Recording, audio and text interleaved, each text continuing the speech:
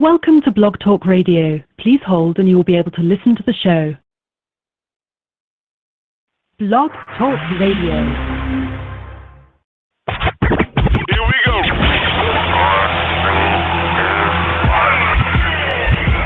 Blast off. This is True Capitalist Radio. True Capitalist Radio. I am your host, the man they call Ghost. The badass of business. Give him capitalism or give him death. That's it. Period. Broadcasting from his Skyline office studios in beautiful downtown Austin, Texas. You sound fruitier than a box of Fruit Loops, for Christ's sake. And now, he'll take it from here. Your host, the prognosticator of prognosticators, the man they call Ghost.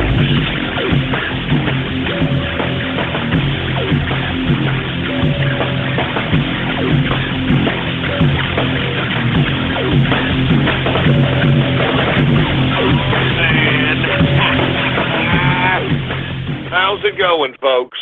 And thank you for tuning in with me to another edition of the True Capitalist Radio broadcast. And of course, I am your host, the man they call Ghost. And once again, folks, I want to thank you very much for tuning in with me. This is episode number 445, number 445 for all the folks that are keeping track of the True Capitalist Radio broadcast. And before we get into anything else, I'd like for everybody to please spread it around like wildfire and let everybody know that True Capitalist Radio is in effect and in the house. And we are live every Monday through Friday, 4 p.m. Central Standard Time, right here on the official website of the True Capitalist Radio Show. It is blogtalkradio.com/ghost. That's blogtalkradio.com/ghost. And of course, if you have not done so, please follow us on Twitter. The Twitter name to follow is Politics Ghost. All one word, no underscores. Politics Ghost is the name to follow. Now, folks, we've got a lot of things to talk about today. And listen, I just want to get right into it because this is very serious business. We are in serious times here, economically, politically, and socially. And I think that we need to have an extensive conversation about it today. So without any further ado, I'm just going to get right into the markets at this point. And go in any tirades in between presenting the markets. You just please bear with me because we are in some... I mean, listen, I told you this was going to happen. Didn't I say this was going to happen?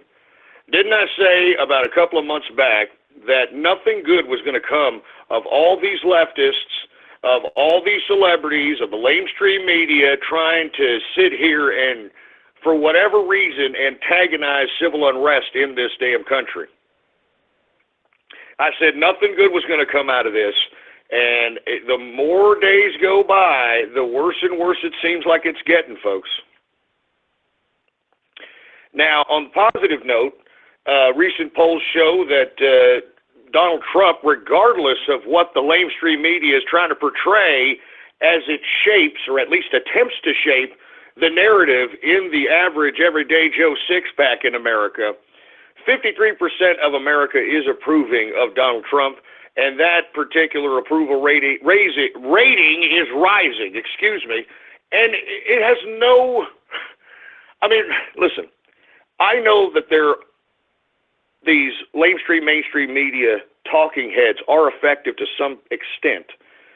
And we're going to talk about that here later on in the broadcast because I want to reiterate something. The game of politics is like a game of chess. And really, the power is in how you manipulate the pawns. And you see, that's really the game of political science. And what I'm going to talk about later on in this broadcast is that regardless of how you view things, regardless on how you perceive things in the media, or whether you're well informed, or whether you see through a fallacy, it doesn't necessarily count because you are just one of 350 million people in the United States of America.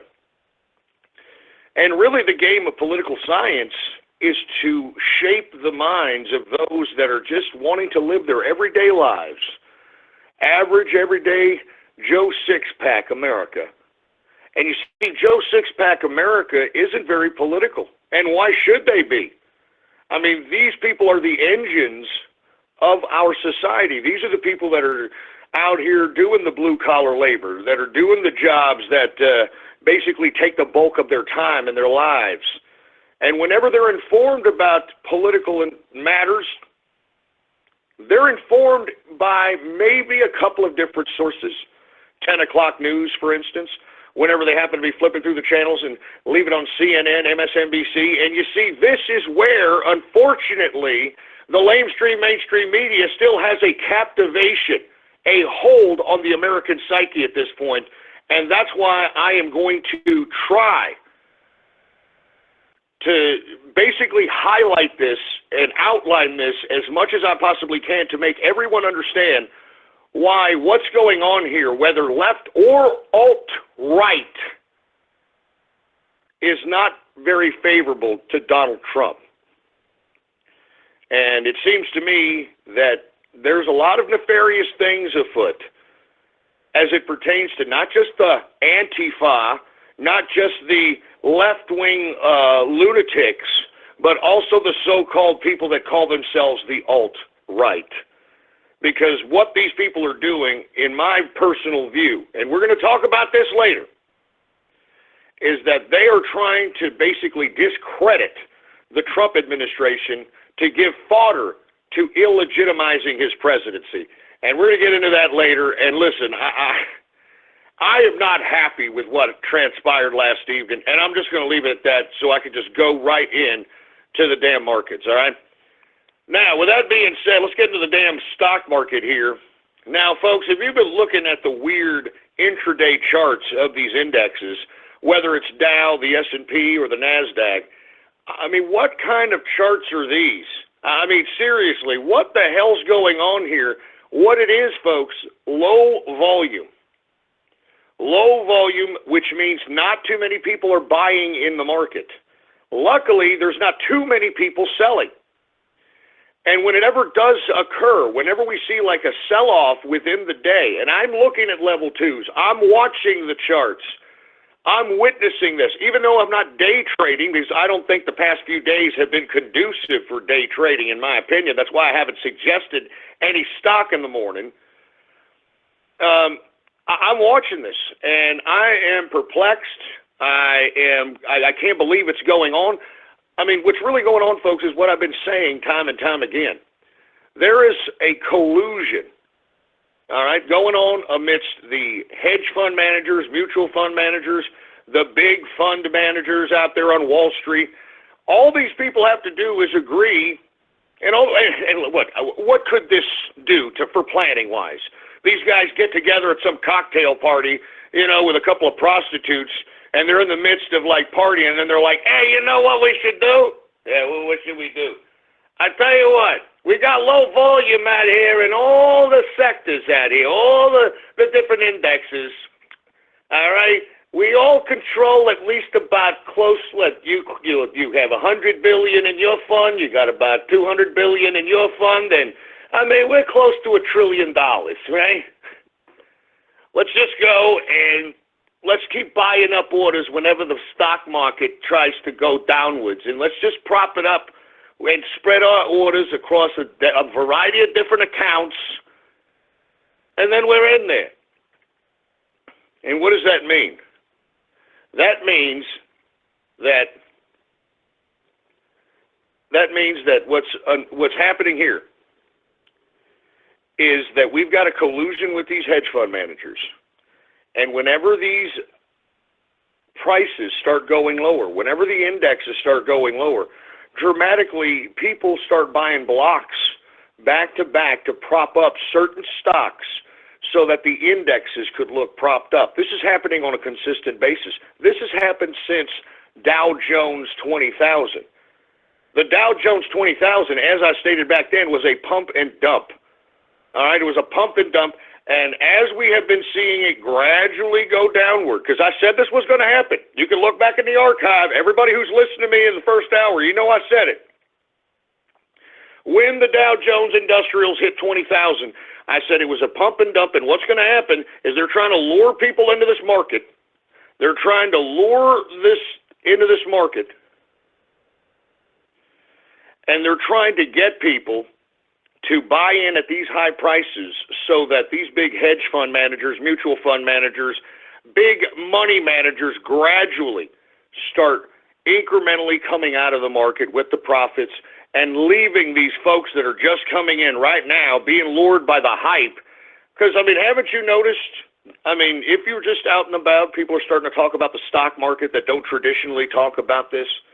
And because they're doing it, it's because it's on the damn TV every day. It's on the mainstream news. It's on the local news, for Christ's sake. Everybody's talking about the Dow. It's a pump and dump mess. And the reason they can do this so easily, folks, is because nobody's buying. It's low volume. That's what I keep saying. Low volume means there's nobody buying. There's not enough trade or shares exchanging hands. It's low volume, and because of that, it's easy to manipulate this market. And I'm telling you, if you don't believe me, then go ahead and buy at these prices and see what happens to you here in the next couple of months. All right? Anyway, as I'm stating, folks, I don't know why they're propping up this market. Somebody is making a concerted effort in propping up this market, yet trying to make it look as if, hey, it's just flat, you know, we're just taking a little bit of a downturn, we're still close to the 20,000 mark. Meanwhile, you're getting people and just selling off major blocks, you know, big time. Listen, the only people that are actually investigating this is Zero Hedge, and I want to give them much props for being, you know, an unconventional yet effective publication in both the realm of business and in the realm of politics. And I strongly advise everybody to read Zero Hedge whenever possible. I mean, these guys, they go into what I have been discussing here on the abstract, and they go in on the technical. When I was discussing that this was a pump and dump, these guys went in and looked into the books of a lot of the major funds out here, and they started realizing what I'm saying is true. Now, obviously, they didn't give me the credit. They obviously did the research. They deserve the credit for their work. But what it says is, folks, is that those of us in the market that really know what's going on here, and not just some imbeciles that happen to be, you know, lucky with a couple of stocks and think that they're freaking expert stock pickers, for Christ's sake. What we're understanding is that this is looking eerily similar to crashes of the past. And when it is, I don't know, because somebody's propping up this market. These hedge fund managers are propping up this market. There is low volume out here. And as I stated time and time again, this market is dominated by these guys. I mean, Obama out-regulated the individual investor out of the damn stock market. Hey, folks, do y'all remember when we used to see all those goddamn E-Trade commercials with the baby? Remember that? Remember the TD Ameritrade commercials and all these commercials? Charles Schwab, all of them. Oh, yeah, Scottrade, all of them. Remember, they used to be all over the place. They used to be on Super Bowl ads. Y'all remember that? Well, you don't see it. All right? You don't see it anymore because thanks to Mr. Yes We Can and the Democrats, they have out-regulated the independent investor, and there's no reason to advertise on that much of a basis any longer, because why should they? Because if the only people that are actually going to trade in frequency for them to be able to make profit on their commissions are going to be the ones that have over $25,000 in their brokerage account, which is a very, very small portion of the population. So as I stated, folks, you can thank Mr. Yes We Can and the Democrats for out-regulating the damn independent investor out of the stock market, all right? And as we continue to go day by day, I hope, and I have it from the grapevine, that we are going to see loosening regulations in the investment department as far as independent investors are concerned.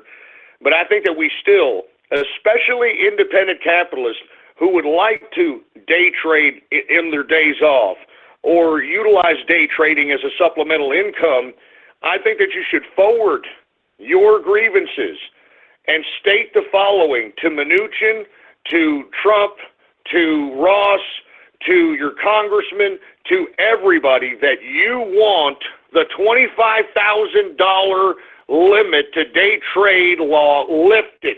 You want it lifted. You want to be an independent investor that can throw $500 or $1,000 into a brokerage account and then just start trading that day. Because it's that easy to make liquidity in this market, folks. And the average everyday person is being deprived from doing so because of Mr. Yes We Can and the Democrats over here. We have to let this damn regulation be yanked. All right? It's got to be yanked. So I encourage everybody that wants to be a capitalist, everybody, listen, if you've got $500 that you're going to save at the end of the month, wouldn't you want to go and trade the hell out of that and make that $500 to potentially $1,000, $2,000, $3,000 through pattern trading? And you folks have been listening to my broadcast. It's not hard, man. It's not hard to pattern trade, for Christ's sake.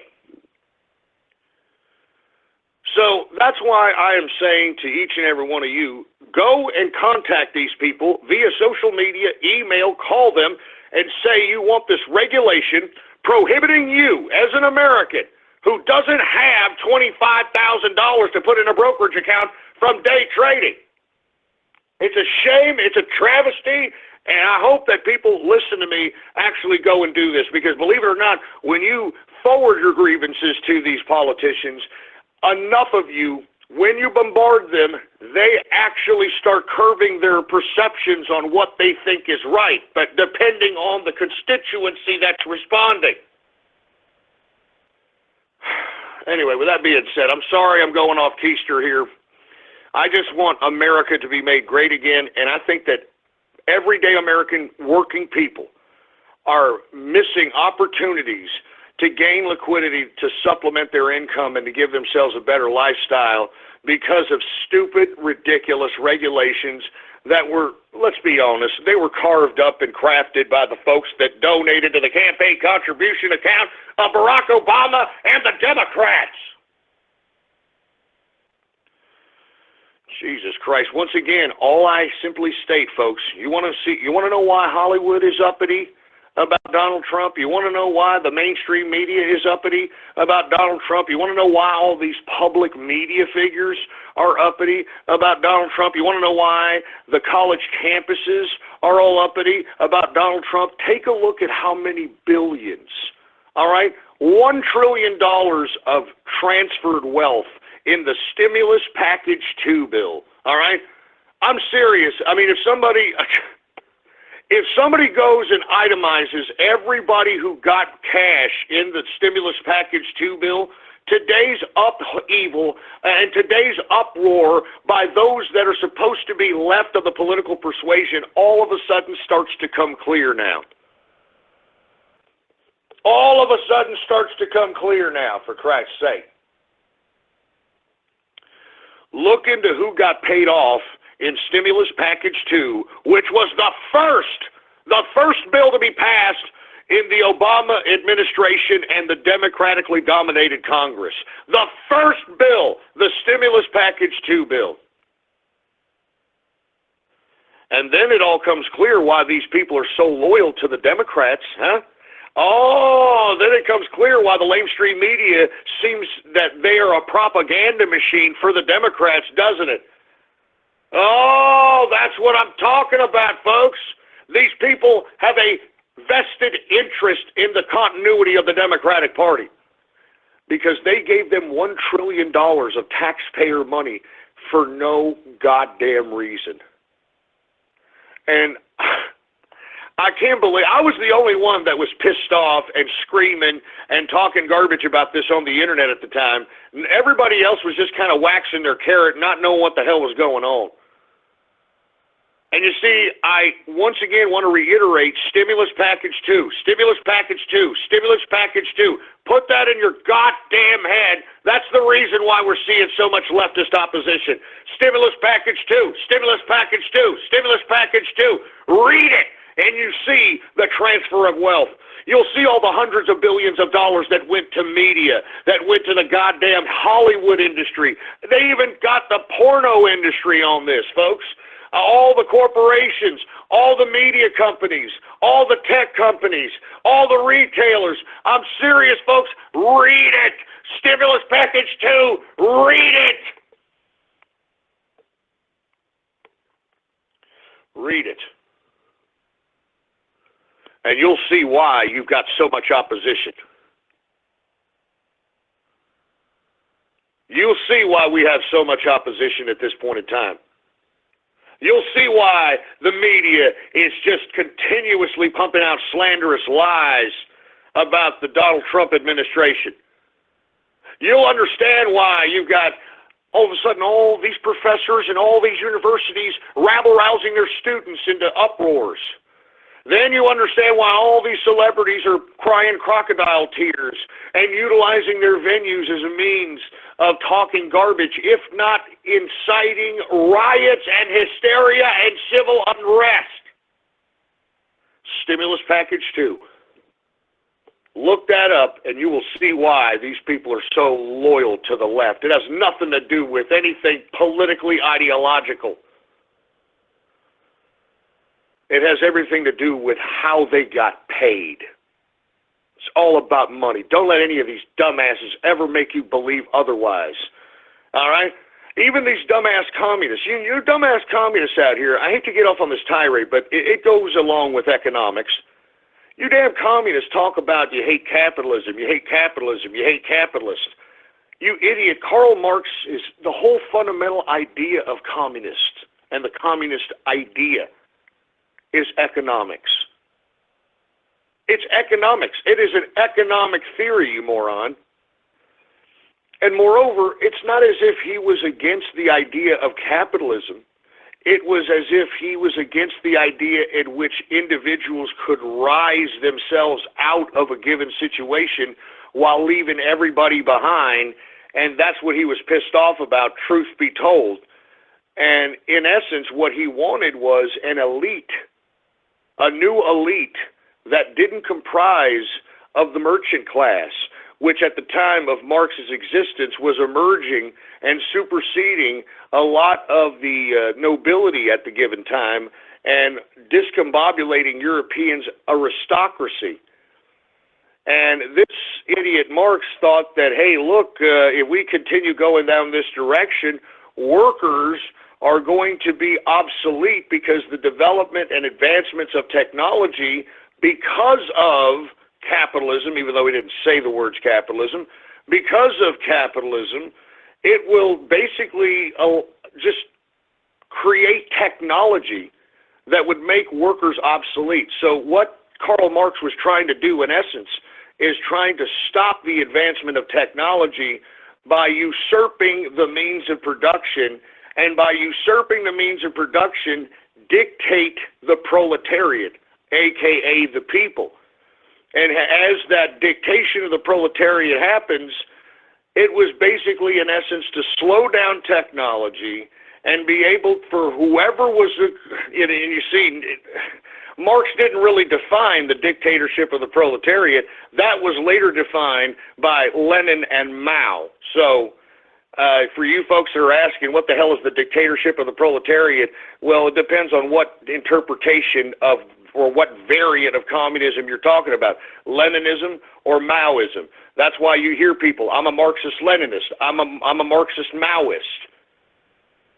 But anyway, the point is that the whole idea that contrived communism is an economic principle of controlling the means of production and dictating the advancement therein and the production therein.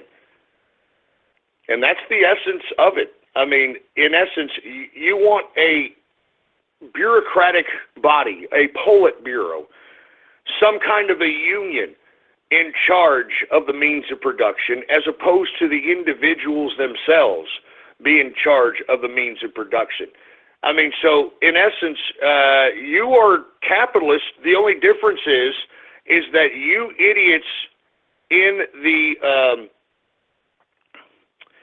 You idiots in communism want to basically, instead of working for the capital, instead of working for the achievement, instead of actually going and putting in initiative and creativity and innovation to gain your prosperity and your prestige, you want to just go and take it. That's all you want to do. You want to rob it from people. You just want to take it away from everybody, and you want to justify it in political hyperbole.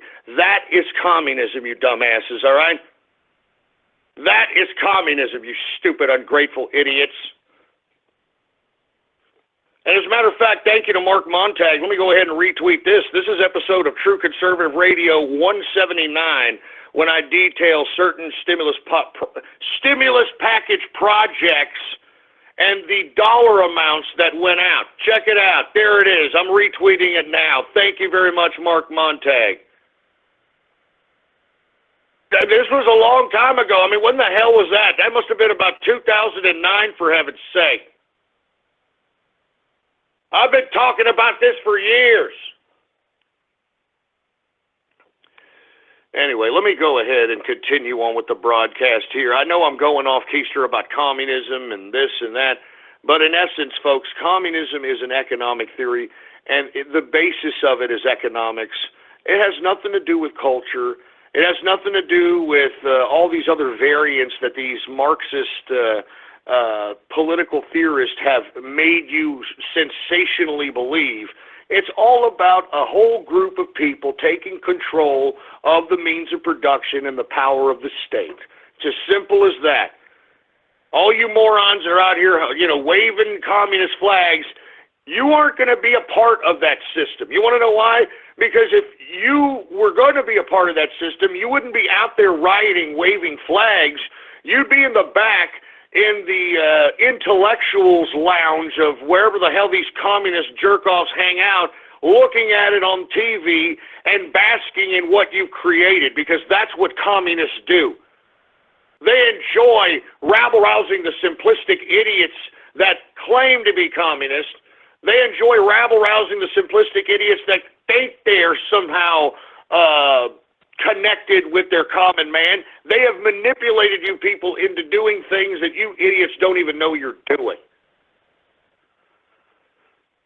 Anyway, let me get to the goddamn markets, for Christ's sake. Anyway, listen. Bottom line, these markets are flat. It's low volume. Anything could happen at any time. I'm telling you this right now. In February, if some bad news happens, like, let's say, for the sake of argument, some kind of war breaks out, because I think that Donald Trump, if you want my personal opinion, he may go after a couple of countries. Let's just put it that way, all right? I mean, it's about time America starts being taken serious again. You got all these countries rabble-rousing, thinking we're a bunch of punks. It's about time that America goes in and literally kicks ass. I mean, none of this managing war horse crap. Go in there and kick ass. But if that happens, you better well know that something's going to happen in this market because of the low volume. Bad news, anything. If we get some bad economic data, anything happens. A terrorist act, anything could bring this market collapsing down dramatically. I mean, there is nobody buying in this market. And if everybody starts running to sell to offset whatever impending uncertainty that is looming, then this damn stock market is going to come tumbling down to levels that you can't even imagine, unless you were around during 2008-2009's crash. So with that being said, let's go ahead and get to the markets, okay? The Dow Jones Industrials is down 6.03 points, a percentage decrease of 0.03%, closing out the Dow Jones Industrials at 19,884.91 points for the Dow Jones Industrial. Once again, not too far away from 20,000. And as I stated here about a couple of seconds ago, any bad news could send this market come tumbling down. But at the same time, something that these crack-smoking investors on Wall Street interpret as good news could bring this son of a bitch going right back up because of that low volume. Low volume is a double-edged sword. Low volume can, send things going skyrocketing up, or it can send them skyrocketing down. or I should say crashing down. So that's why I'm saying to everybody out here that you better watch your investments, all right? I know everybody's basking right now at their 401ks. Everybody's basking at their retirements, basking at their portfolios. What have I been saying here for the past months? Accumulate gold and silver as a hedge against uncertainty, because we're headed towards a lot of uncertainty, and that's where all investors go, as a hedge for uncertainty. And I said that traditionally in good times, when you got good stock markets, you've got good employment, you got good economic growth, sustainable GDP that's decent, that's full employment, you would traditionally just want to have about 10%, maybe 15% gold, silver holdings in your portfolio. But, man, right now, I'm advising people to up that to at least 25, if not 30%. I mean, I've got about 28% of my portfolio right now of gold and silver holdings, and any time that I take a break from pattern trading, which, folks, pattern trading, I don't just take the money that I get from pattern trading and just blow it out in the streets like I'm, some pimp or something, all right? I mean, what I do is I continue to accumulate that particular liquidity to continue to trade, stack your goddamn chips, and once you got a huge chip stack, once you start looking at your scoreboard, which is the damn brokerage account, and you have a astronomical amount of money, way more than you had maybe about several months back, well, then that's when you offset some of that liquidity made into long-term investments. I mean, you don't just go out and get all kinds of badass liquidity in pattern trading so you can burn it. And that's the biggest misconception of folks that are out there in the pattern trading field. Very easy to make money. All right? Very easy to make money, for heaven's sake, okay? And the reason I say that is because, just look at the way in good markets. I'm not talking about low volume market that we're in now, but in decent market when there's a considerable amount of people wanting to buy stocks, very easy to catch a dip, ride a wave. Very easy to catch a quick $200, $300, $500, $1,000. It's very easy to do so, but you got to make sure that everybody in the market is buying and selling together. That you can't have no buyers in the market. And that's why, folks, if you're in the pattern trading game, if you're in the day trading game right now, you've noticed that if you have any stocks that are on the big board that are high percentage gainers, and once the day's trading session starts, you start seeing some decent waves in the beginning of that stock. A pretty good dip, pretty good waves, maybe about 2 or 3 dips. And then after the third wave, it starts flatlining into short and choppy crap. And that's because all these investors that are in the day trading game, and there's a lot of them, folks, it's not just individuals. I mean, you've got computers that are autonomously trading that are doing this as well. You've got individuals that are out there on Wall Street, traders on Wall Street that are doing the same damn thing. You've got all these fund managers that are doing the same damn thing. That's why when these goddamn people and machines find these stocks and start trading it themselves, it starts flatlining because there's too much volume. So that's what's really been screwing up any potential good plays as it pertains to day trading. Very, very upsetting here in the past couple of days. But the gold and silver for the past several days, and I've been telling people on gold and silver for the past, Jesus Christ, 2 or 3 weeks. I mean, people were saying, hey, Ghost, gold is retracting. It's losing a lot of money. What should I do? Buy it! What are you doing? Buy it! Anyway, let me continue going here. We were talking about Dow Jones closing out at 19,884.91 points for the Dow. Let's get to the S&P. It is up very modestly today, all flat. Look at that. 1.31% increase on the day for the S&P. A nothing burger.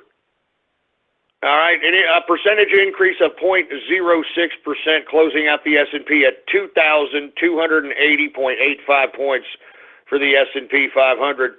We've got the NASDAQ. It's also flat as hell. It is down 6.45 points a percentage decrease of 0.11% decrease, closing out the NASDAQ at 5,636.20 points for the NASDAQ composite. Very, very flat market, and the reason is because it's a goddamn low-volume market. Nobody's buying right now. Not only is nobody buying stocks, nobody's buying anything, for Christ's sake. Did y'all see Amazon? Thanks to Squid Girl, she brought it up to my attention because, she's actually trading some stocks.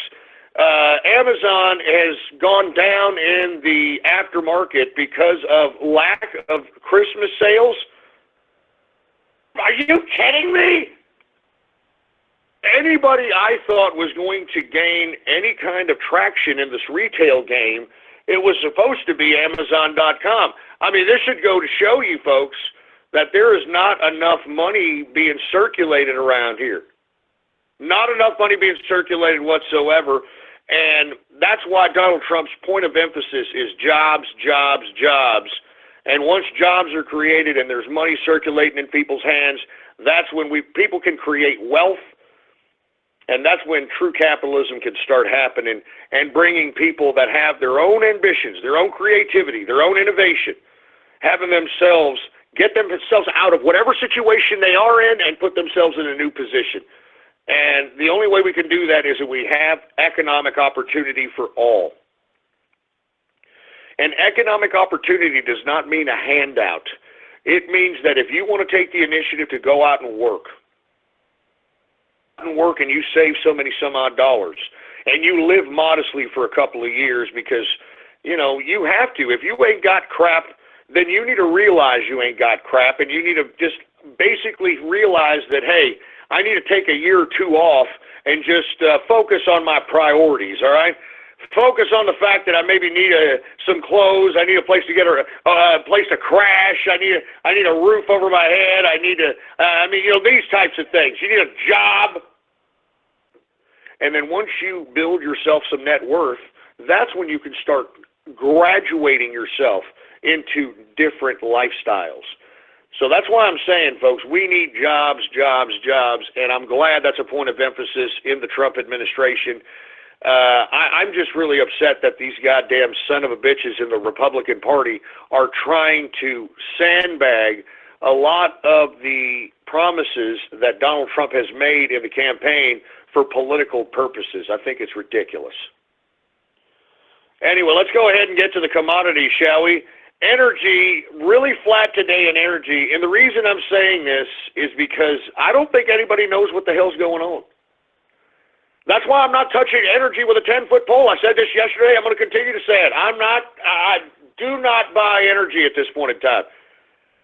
I mean, we've got too many oil producers, and we've got the United States coming around the pike at some point to produce their own oil. I mean, we've got oil all over the place in America at this point. I mean, we could be energy independent, which would be great for our economy.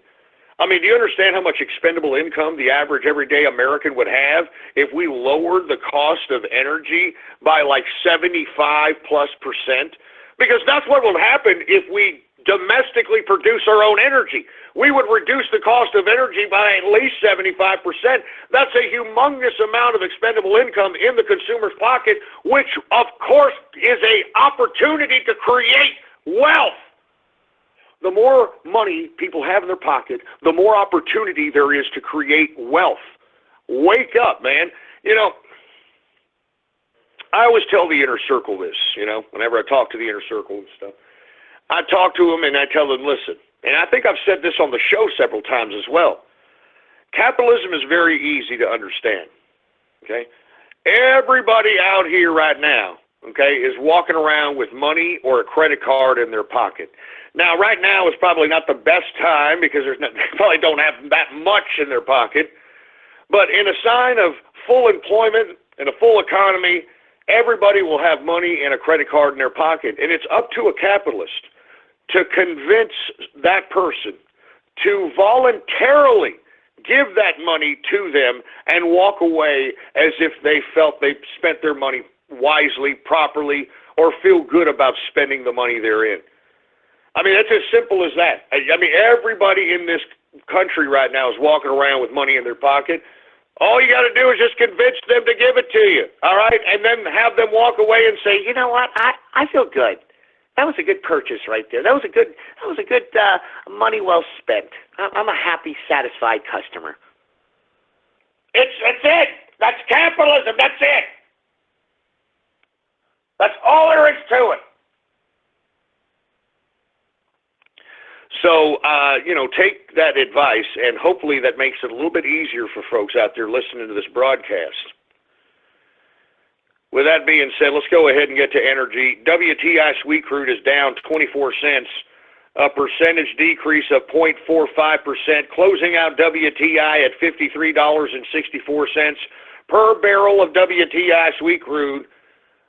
Brent crude oil down a penny, percentage decrease of 0.02%, closing out Brent crude at $56.79 per barrel of Brent crude oil. Gasoline taking it on the teeth, although I don't think it's reflected in the damn gas prices, but it took it on the teeth today, down 2.60% decrease on the day for gasoline. Natural gas up very modestly, 0.79% increase on the day for natural gas. Heating oil down today, 0.99% after seeing 2+% increases yesterday, seeing a slight sell-off. Who else do we have here? Let's get to the metals, all right? The metals! Let's get to the goddamn metals! All right, let's get to gold because, look, very volatile in the metals department. I tweeted this morning that I was looking at the big board in the pre-market, and the only thing that had any volume to it were the gold ETFs and ETNs. And the only reason that I don't suggest those is because those aren't traditional dips and waves that you see in equities. Gold is a very fickle market. It changes on a whim. It changes on an instant. And to be completely honest with you, I would not day trade gold ETFs or ETNs or silver ETFs, ETNs. I would just hold them for the long term and just ride the volatility as the price of gold and silver continues to increase, and that's what I've been doing, and that's what I advise everybody to do as far as I'm concerned. All right? Anyway, let me go ahead and let's continue going here. We've got gold up today, $9.20, a percentage increase of 0.76%, closing out gold at $1,217.50 per troy ounce of gold. We've got silver. Silver is up today 4 cents. It was actually up very, very dramatically. It was up almost 1.5% earlier today. And then, of course, this fickle market, right at the end of the day, they decided to go ahead and sell off. So once again, this is not necessarily an ETF, ETN you want to day trade. Anyway, silver is up 4 cents, a percentage increase of 0.20%. Closing out silver at $17.49 per troy ounce of silver. Copper took it on the teeth today. It was down 1.09% decrease on the day for copper, and platinum flat as ever, man, flatter than Lady Gaga's chest. Platinum is down 0.01% today on platinum. Let's go ahead and get to agriculture, shall we? All right. Let's go ahead and get to agriculture. Now, grains, folks, we're seeing a lot of mixed bag in grains, mostly green. Anything that slid very modestly today. Let's go ahead and get to it. We've got corn here. Corn is down 0.20% decrease for corn. Wheat up today 0.17%. We got oats up today 1.69% increase on the day for oats. Rough rice down, or excuse me, it's actually up today. It's actually up 0.05% increase on the day for rough rice. Soybean also up 0.05%.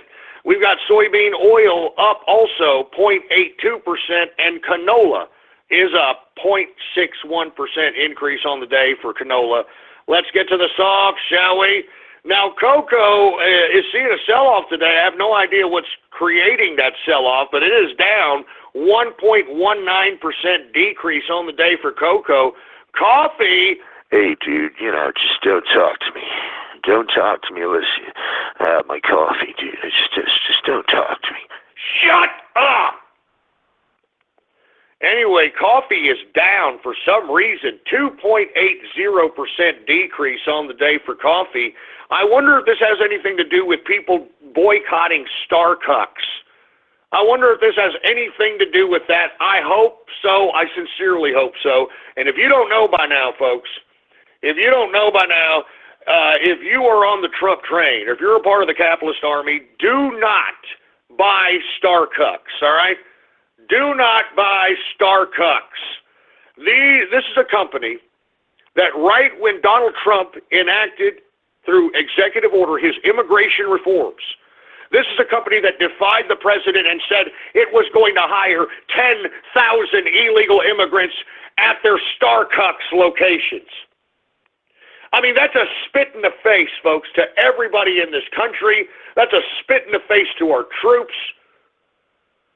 That's a spit in the face. And that's why I am encouraging all boycott Starbucks. I'm not joking around. And if you buy Starbucks, anybody with a Starbucks cup in their hand, they are promoting the illegal immigration that basically robs not just regular everyday American citizens of jobs, but veterans of jobs, of people with disabilities that are Americans with jobs as it is now. There's not enough jobs as it is now, for heaven's sake, folks. And you have this asshole, this Starbucks corporation, thumbing their nose at the American citizens that made this company the goddamn entity it is today, saying that it's going to defy the rule of law in America and give 10,000 illegal immigrants jobs. I'm serious. The CEO of Starbucks should be arrested as far as I'm concerned. I'm not joking around. We need to start arresting people. I mean, I'm tired of this crap. I just want to go back to civil society again. I want to make America great again. And it seems that everybody on the left, because their gravy train that they got in stimulus package 2 has come to an end, they just want to make sure that the whole goddamn thing goes into disorder so that they can go and... you know what? I don't even know. I don't even know. I'm running out of time here. Anyway, coffee is down 2.80%. Sugar is down 1.39% decrease for sugar. Orange juice, good God, an orange juice down 2.89% decrease on the day. We've got cotton up today, 0.61%. And once again, I was talking about this lumber dispute that has now been once again enacted, or at least reignited, that had always been around. There's a lumber dispute between Canada and America that had always been long-standing that is just now being reignited thanks to the Trump administration and, the cuckold connoisseurs that are out there, unfortunately, in Canada with the Trudeau administration. I mean, there's a new kind of I don't really know the technicality of it, but somebody brought it to my attention. I talked about it yesterday. Lumber was up about 1% and change. Today, lumber is up 2.96% increase on the day for lumber. So it looks like there was a little bit to what exactly I discussed. I want to thank once again Forrest in the Inner Circle for highlighting that particular anomaly that I wasn't necessarily aware of. Anyway, with all due respect, I had no idea that lumber was going to be affected because of the Trump administration, nor did I had any idea about this dispute in between Canada and the United States lumber industries and how it was reignited with this Trump election. I had no idea. Anyway, we have what is this? Rubber. Rubber is up today, 0.42% increase for rubber. We've got ethanol up 0.26%. Let's get to livestock. Livestock, folks, is starting to go up now. And, folks, have you heard about the bacon shortage? What did I tell you? I was talking about this goddamn shortage back during National Pork Month. Y'all remember that? I was saying that it's not the fact that there's not enough lean hogs. There's a processing problem. They don't have enough processors to process the demand. And that at some point was going to be affected in the market, and we're seeing it now. Have y'all heard about it? I told you, folks. I'm telling you, I told you. I read the crop reports, all right? All right, I'm serious. I'm serious business, baby. Making money, baby. That's what I do. Anyway, livestock. Let's get to live cattle. Live cattle is up today, 1.56% increase on the day for live cattle. Maine. It looks like those, cheap T-bones and ribeyes and porterhouses are going to come to an end here soon. We got cattle feeder also up today, 1.37% increase on the day. And, man, lean hog all over the place today. Take a look at the day chart on lean hogs. But it closed out today up 0.69% increase on the day for lean hogs. And I'm telling you, I think it's going to continue going up because of this processing problem. I called it back during National Pork Month, man. Jesus Christ. Anyway, folks, let me get to the Bitcoin price. Now, what have I been saying about Bitcoin? What have I been saying? I said that this would be an opportunity to potentially, try to get a few bucks by getting a few Bitcoin. Have you seen the Bitcoin price today, folks? Bitcoin, $1,008.50 per Bitcoin. What did I tell you? What did I tell you? Jesus Christ. Anyway, folks, that, my friends, is the markets for your ass, all right? Anyway, I want to thank everybody for tuning in with me. I guess, Jesus Christ, we're already running out of time. Let's go ahead and get to some Twitter shout-outs. And, of course, before I do, folks, I'd like to remind everybody we have for a very limited time, man, these Valentine's Day cards on Ghost.market. I just want to say I'm going to pull these down here probably Monday or Tuesday because, I'm going to try to get these out so that everybody can get them on time in or around the time of Valentine's Day. So once again, hook those up. Each one of them are going to be numbered. It's going to say Valentine's 2017. We're gonna make sure to Valentine's Day up the envelope or something. We're gonna do something. All right. Once again, Ghost.market, baby. All right. Ghost.market. Anyway, for all those folks that want a Twitter shout out, all you got to do is go to my Twitter account.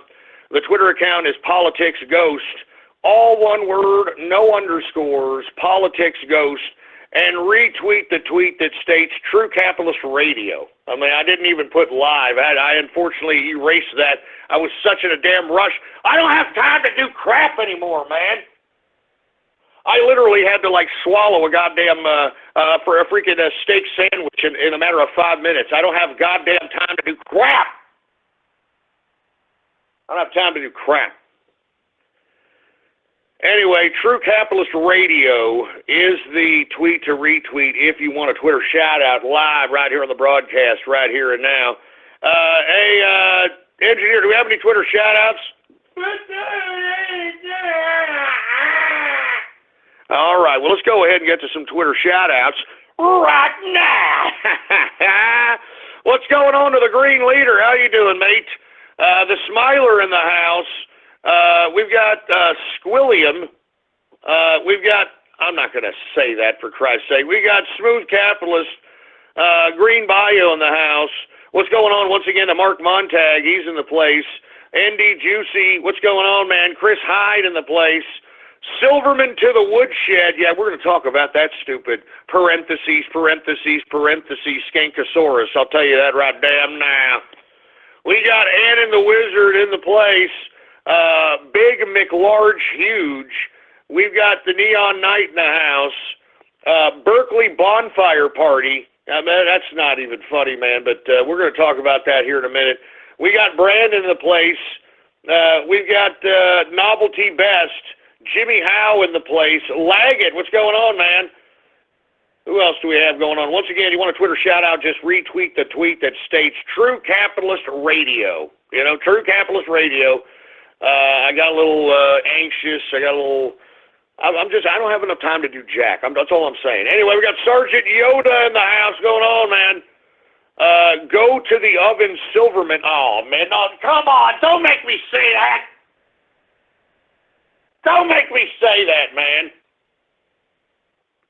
Anyway, we got Kingfish in the house. What's going on, Kingfish? We got Supa, Ghostler Sheckelstein. That's not funny-ass crap, all right? That's not funny at all. I'm not a Jew, okay? Lady Ghost. You shut up, man. Just shut up. We got King Meme, Baxter Chen. Who else do we have? We got Taco Capitalist in the house, Critical Sands in the house. We've got, I'm not going to say that disgusting name, you sick, twisted pricks. Jesus Christ, man. There's Blood Fart. What's going on with Blood Fart? There's Sloppy Joe, Jerry Garcia in the house. We got Remington in the place, for Christ's sake. We got CDI Fan 237. We got Roldy V equals Psycho. What the hell does that mean? What the hell does that mean? We got Norwegian Capitalist in the house. Xbox is real work, excuse me. We've got the Inkling Capitalist. Okay. We've got the Sneak Man in the house. TCR Fashion Police. What the hell does that mean? What, you want a fashion segment on the show? Is that it? Huh? Is that what you want? You want a fashion? You want a fashion segment? Okay. Oh my God! Look at her dress. Give me a freaking break. Shut up. Anyway, who else do we got? I'm only going to take a couple more of these because I can already see where these are going. They're just trying to fruit me up. They're trying to, have me say things so that, they can use for future goddamn idiotic splices. I know you.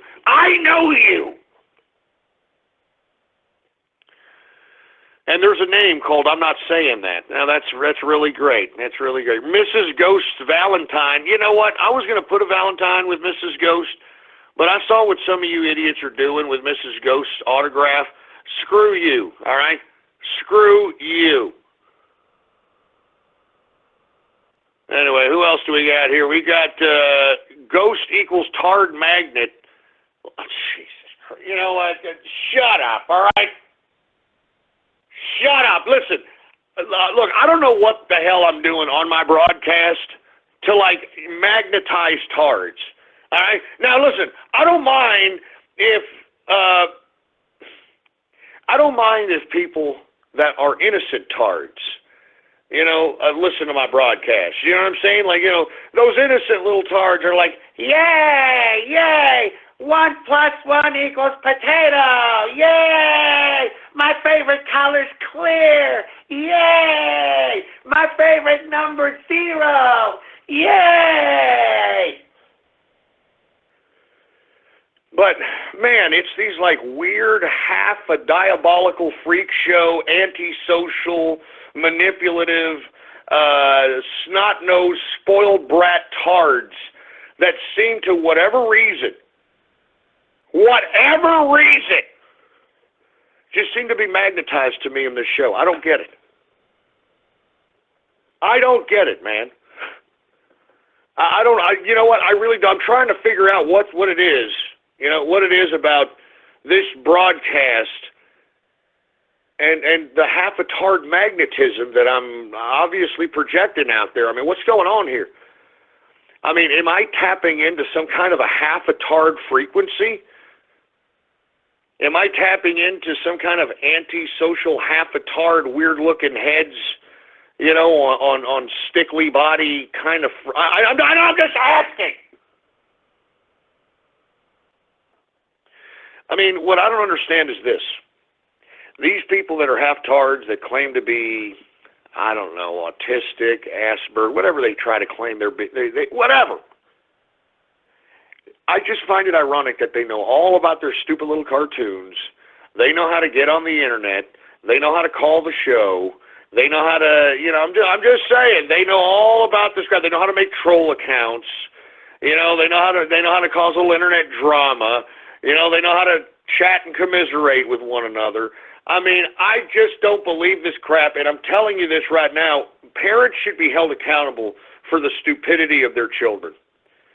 I'm sorry. I mean, and look, I blame psychotropic drugs. All right, I blame psychotropic drugs for this.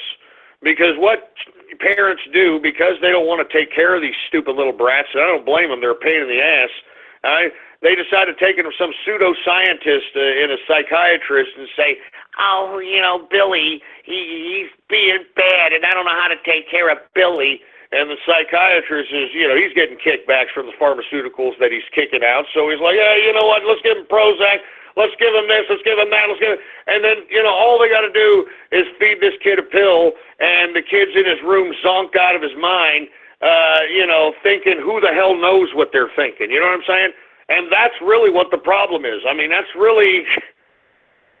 think that's really like at least 85% of the TARD problem, or half a TARD problem in this country is the psychotropic drugs. And I really mean that. I really genuinely mean that. Anyway, we are now in the second hour of the True Capitalist Radio broadcast. And, of course, I am your host, the man they call Ghost. And once again, folks, I want to thank you very much for tuning in with me. Before we get started, I'd like for everybody to please spread it around like wildfire and let everybody know that True Capitalist Radio is in effect and in the house, and we are live every Monday through Friday, 4 p.m. Central Standard Time, right here on the official website of the True Capitalist Radio broadcast. It is blogtalkradio.com/ghost. That's blogtalkradio.com/ghost. And, of course, if you have not done so, please follow me on Twitter. The Twitter name to follow is PoliticsGhost. All one word, no underscores. PoliticsGhost is the name to follow. All right, and let me tell you something right now. If you're not following me on PoliticsGhost, I mean, you're missing out on some information. I'll tell you that right goddamn now. You understand that? I mean, I drop red pills on Twitter, for heaven's sake. All right, anyway, with that being said, I'm going to continue with a couple of more Twitter shout-outs, and then we're going to move on with the broadcast. What's going on to Distilling Capitalist? How you doing, man? Ghost is Bill Hicks. What the hell are you talking about, Ghost is Bill Hicks? I'm not Alex Jones. Anyway, who else do we have going on over here? What's going on to Commando Nando? How you doing? Let's continue going, folks. I'm not even joking around. If you want a Twitter shout-out, all you got to do is retweet the first tweet on my Twitter account. Hold on a second. Donald Trump has just tweeted here. Lady Gaga prefers bridges over walls. You just burned this bridge, bitch. Did he really just tweet that? No, he didn't. That's a fake Donald. You asshole. Whoever did that, go screw yourself. I hope you burn in hell. Some fake Donald Trump account, you stupid, dumb son of a bitch. Seriously. I was going to say, I mean, what the hell kind of a tweet was that from Trump? I was even going to call Trump Tower and say, hey, can I speak to Mr. Trump, please? Oh, no, he's at the White House now. I forgot. He's our president. He's the president now. We president now. It's almost surreal, baby, the capitalist revolution. We president now. We president now. Anyway, who else do we have going on over here? Make Bitcoin great again. Are you serious? Who else do we have here? We got Tard Magnet merch. Tard Magnet, you son of a...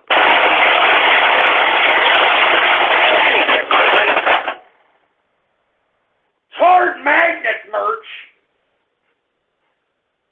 What? Tard Magnet. Oh my God. You know what? Oh.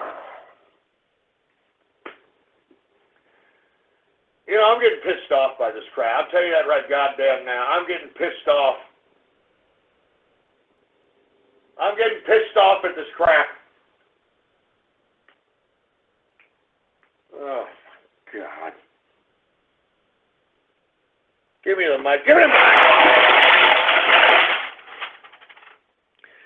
Hard magnet merch. I don't even think that's. No, I'm not gonna do that. That's hardcore, man. That's sad. Hard magnet merch. Oh my God! No. Somebody.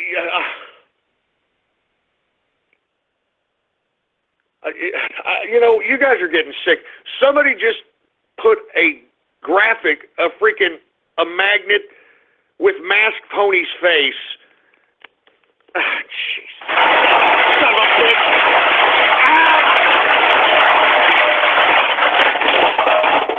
All right, that's it. No more Twitter shout-outs. No more Twitter shout-outs, for Christ's sake, man.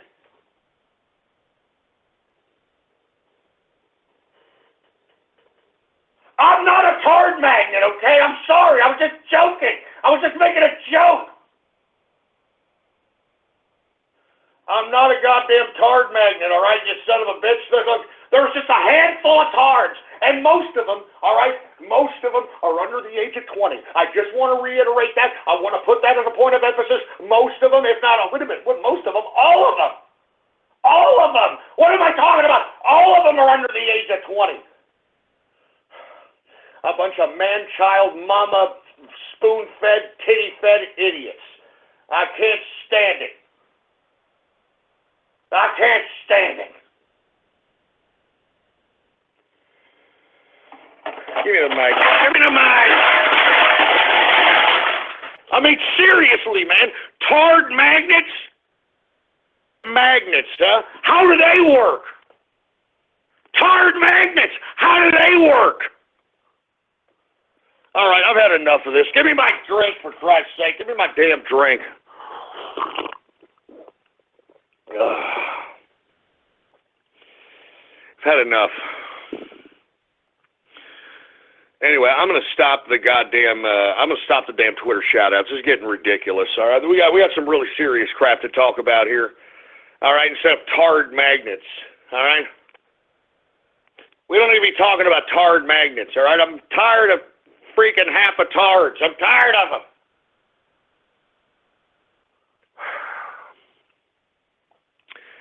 Where the hell was I, engineer? I don't even know where was I? All right, well,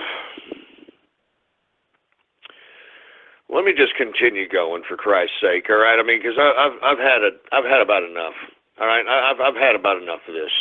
It's time to get serious here, right?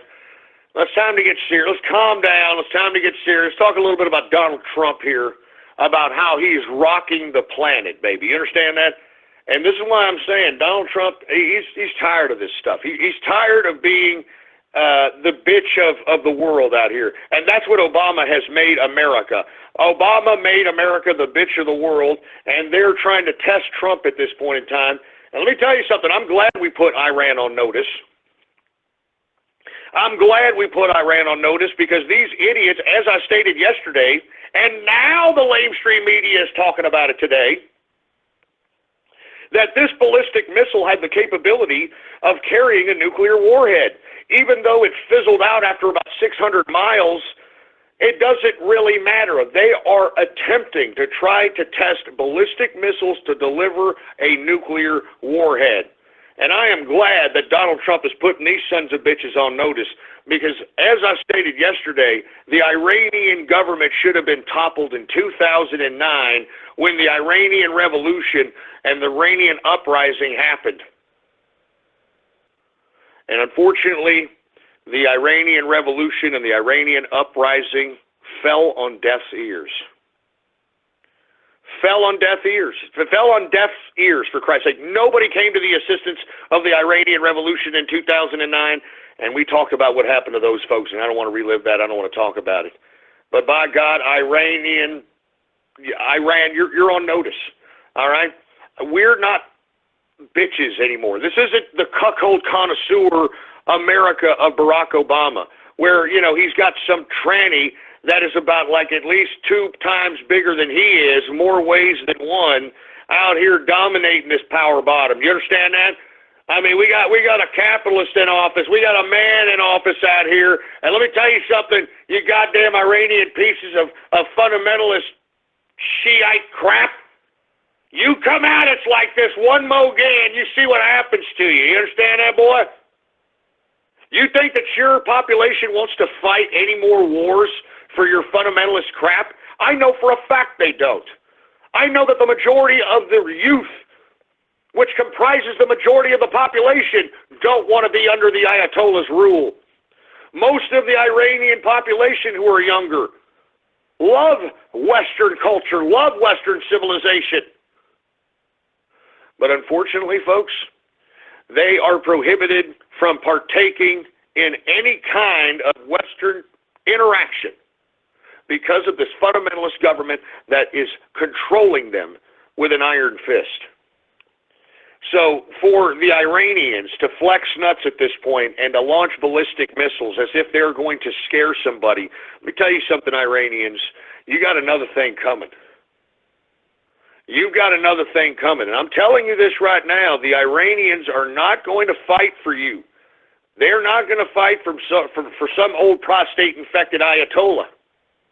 They're not going to fight for some propped-up president that is nothing more than the puppet of the Ayatollah. This is over with, all right? This idea of fundamentalist Shiite Islam is gone. All right, the people have spoken. The young have gotten tired of your stupid wars. It killed their parents. It killed their uncles. It killed most of the males in their family. That's why the Iranian population is more younger than older by like 2 or 3-fold. So go ahead, Iran, flex nuts. That's the whole reason why you want the bomb, because you know that your people wouldn't fight for you. You know your people wouldn't fight for you, boy. And aside from Trump rocking it with Iran, he basically told Mexico in not too many words that, hey, look, we may have to send troops down there at the border to take care of some bad hombres, which literally scared the bejesus out of Mexico. What did I say? And that happened after this idiot from Venezuela decided to get on TV and supposedly declare war on the United States if they, quote, invaded Mexico. You understand that? So I'm telling you this right now. We're not messing around out here, all right? We're not going to mess around. This is America. You idiot globalists want some. You come get some at this point in time. We're ready at this point. All right, that's why we're gonna double down, triple down on our military, and we're gonna take on the goddamn globalists if necessary. I'm not joking around.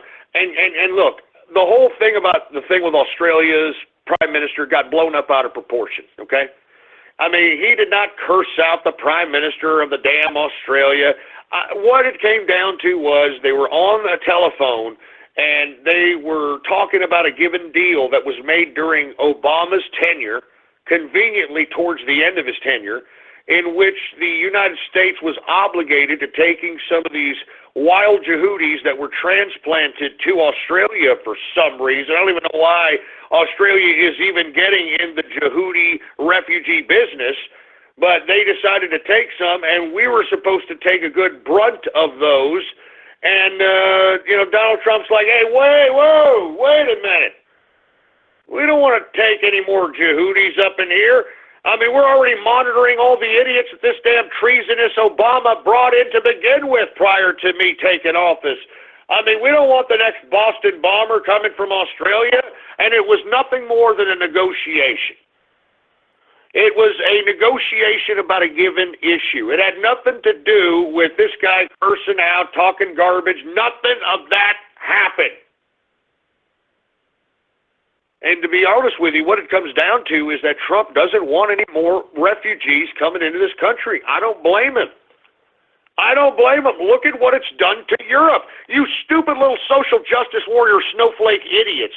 I know it's very easy for you to, virtue signal and claim that you're so for immigration and so for immigrants. Why don't you research what is happening in the European Union on all the major cities that accepted these refugees? Why don't you take a look at France? Why don't you take a look at the streets of Paris today? How about that? Why don't you YouTube search the damn streets of Paris today, and you'll see what the refugee problem has done to that city. Why don't you take a look at all the rapes that are happening in Germany because of the refugee situation? Why don't you take a look at the Sharia law that's being erected in certain villages in Germany because they are overpopulated by refugee Yehudis? Why don't you take a look at what's going on down there, the complete and total destruction of the cultures of Europe? I'm not joking. The complete and total destruction of the cultures of Europe, and it seems, as far as I'm concerned, with the exception of small pockets of resistance within Europe, that Europe, France, I'm talking Germany, I'm talking Sweden, I'm talking all these countries that are accepting this migration situation. These people are losing their cultures and they are submitting. They are submitting voluntarily. How and why Merkel even still has a shot at the upcoming German election, I have no idea. I have no idea. So once again, Donald Trump is rocking the planet with his stances on Mexico, Iran, and Australia. And let me tell you something right now, man. Donald, be expecting more of this, because it's about time that America was respected again on the world freaking stage, and not like acting like somebody's bitch out here. We're nobody's bitch. America's nobody's bitch anymore. The capitalists have taken control of state power, and we are going to use it to the fullest extent. We're going to change America to what it was and what it should be, not to what these idiot leftists want it to be. I'm telling you this right now. I've told you that we have taken control of state power, and I'm going to keep reiterating this. This is a capitalist revolution. This is America's last stand against these disgusting, despicable collusion, this specter called globalism.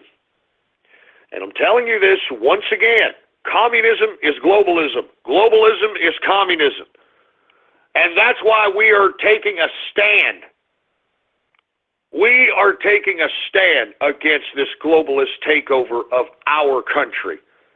And you see, all these that are in sheep's clothing out here, that are trying to character assassinate Trump, that are trying to delegitimize Trump, these individuals have a vested interest in doing so, because I'm telling you, go back to stimulus package 2.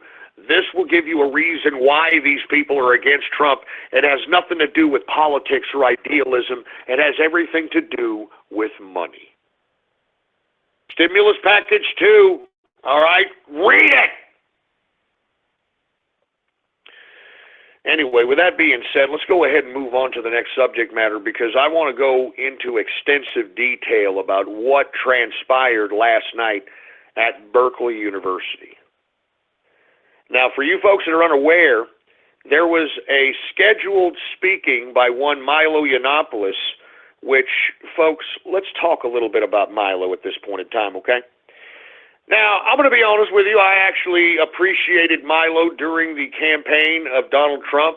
He was a useful personality in the context of being a homosexual man on the right wing of the political spectrum, which kind of softened the whole notion that Donald Trump was anti-LGBT. But that quickly changed, and that changed even in the middle of the campaign and as Donald Trump was elected. Milo Yiannopoulos has gone from somebody who used to espouse intellectual explanations for his stances and his controversy. He's gone from that to being a real-life meme. I mean, literally a real-life memer. And he's not accomplishing a goddamn thing. And if he's doing anything, he's trying to provoke. Now, I know people are going to disagree with me on this, because unfortunately, as I tried to talk about in the beginning of this broadcast, you folks don't understand political science. You don't understand that political science and the game of politics is a chessboard. And basically, the big pieces in the back of the pawns are the ones maneuvering the pawns necessary to create a strategy of domination. I mean, that's political science, correct? I mean, that's why each and every different variant of political philosophy is trying to gain influence, if not in this system, but in every other system across the globe. It's about the domination of political ideas. Okay? Now, with that being said, just because people on the right view the Berkeley riots that happened last night, and I'm going to get to why it happened, even though y'all are viewing this as a instance in which the left is proving themselves irrational, proving themselves violent, proving themselves, kind of as ignorant as we on the right know they are, I find it funny that why Milo went to Berkeley University, of all places, the belly of the beast of leftism. I'm talking the belly of the beast of leftism.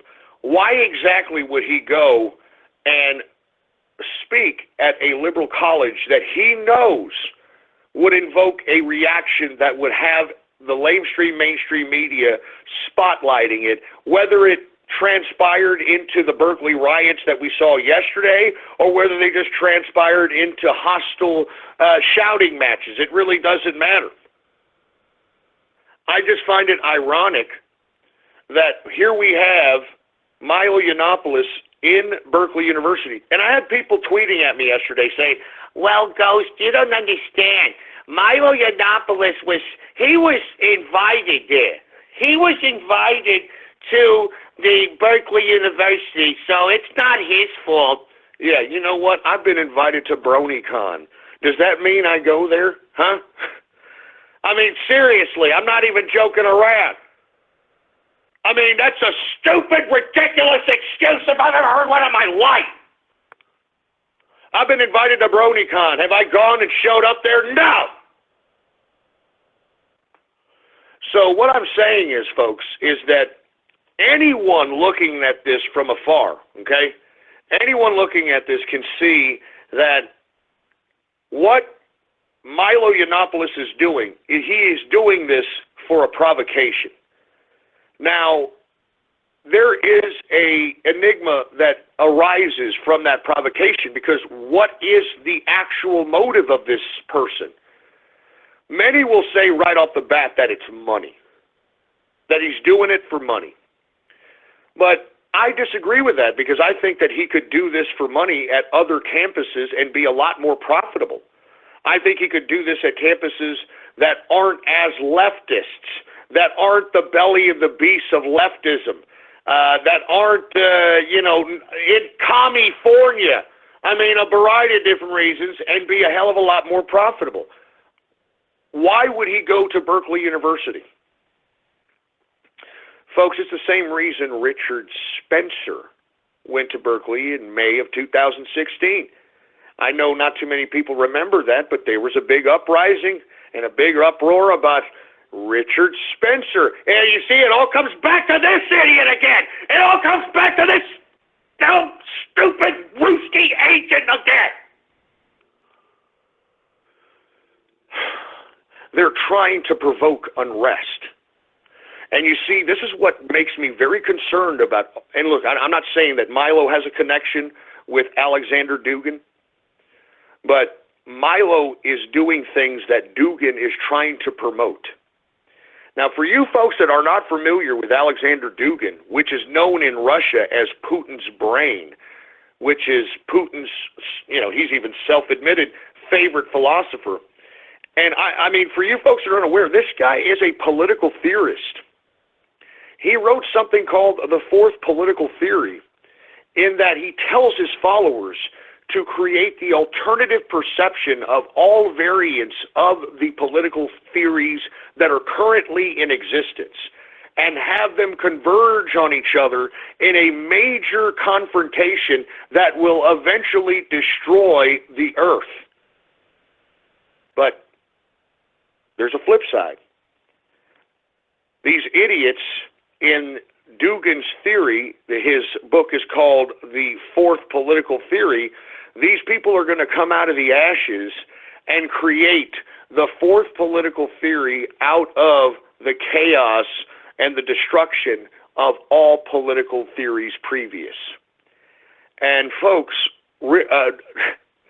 Alexander Dugin's symbol for his political philosophy is the symbol of chaos. So with that being said, let's go back to Milo here. Milo now is provoking a reaction at the belly of the beast of liberalism. And that provocation now has resulted into a massive riot in which property was damaged, fires, just nonstop carnage for the past evening. And Milo gets on a YouTube video looking very nonchalant, if not smiling about it, as if it was something funny that he contributed to. Now, this goes along the same lines, folks, with all due respect, as D. Ray McKesson. Because what Milo did, whether it was a bunch of Antifa leftist morons that were sitting there destroying their own goddamn campus, and I'm talking Milo, he has allowed the already bought and paid for mainstream media and in the tank for the Democrats and the leftists to put the spotlight on this particular issue and to carve out the narrative of the pawns on the chessboard and relating Milo Yiannopoulos and his dangerous rhetoric. Have you noticed that narrative being talked about time and time again on the mainstream media? Dangerous rhetoric. His dangerous rhetoric led to the uprising that led to the destruction, the chaos, and unrest in Berkeley, California. Now, I know there's going to be people here stating that, well, Ghost, who cares? He didn't do that. He was invited to be there. He didn't do nothing. He didn't do nothing. He didn't do nothing. What are you talking about? Of course he did something. He provoked the reaction that he knew he was going to get. Now, whether you think it's good or not, that's not the point, okay?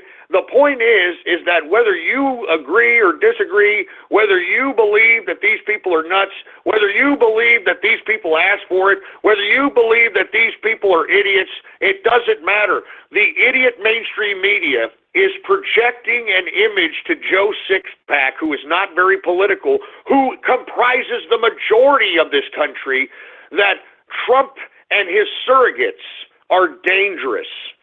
All right? That's what they're saying. That's why you keep hearing this damn rhetoric. Trump's rhetoric is dangerous.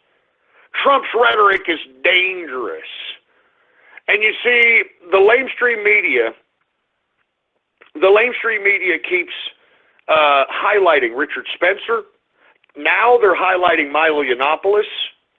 Now they're highlighting that Cernovich guy. They're highlighting David Duke. All of these characters are not favorable to the Trump administration at this time and are now being used as tools to discredit and delegitimize President Trump. And that's why I'm saying, okay, whether or not Milo caused this or not, well, regardless of what you want to think in your head, all right? Regardless, this was not the appropriate time for Milo Yiannopoulos to go into the belly of the beast of leftists and go out there and provoke such a goddamn reaction, because now the lamestream mainstream media is having a field day on this. The lamestream mainstream media is having a field day on this, and now you've got average, everyday Joe Sixpack thinking, you know what, that Donald Trump, what's he doing to our America? What's he doing to our America? He got a gay guy over here, getting these people all riled up over here. What's he doing with America? And I'm telling you this right now, I am going to be the first one to tell you, okay? I want to be the first one to tell you that I renounced what Milo Yiannopoulos did yesterday. I think it was a complete provocation that was unjust at this point in time.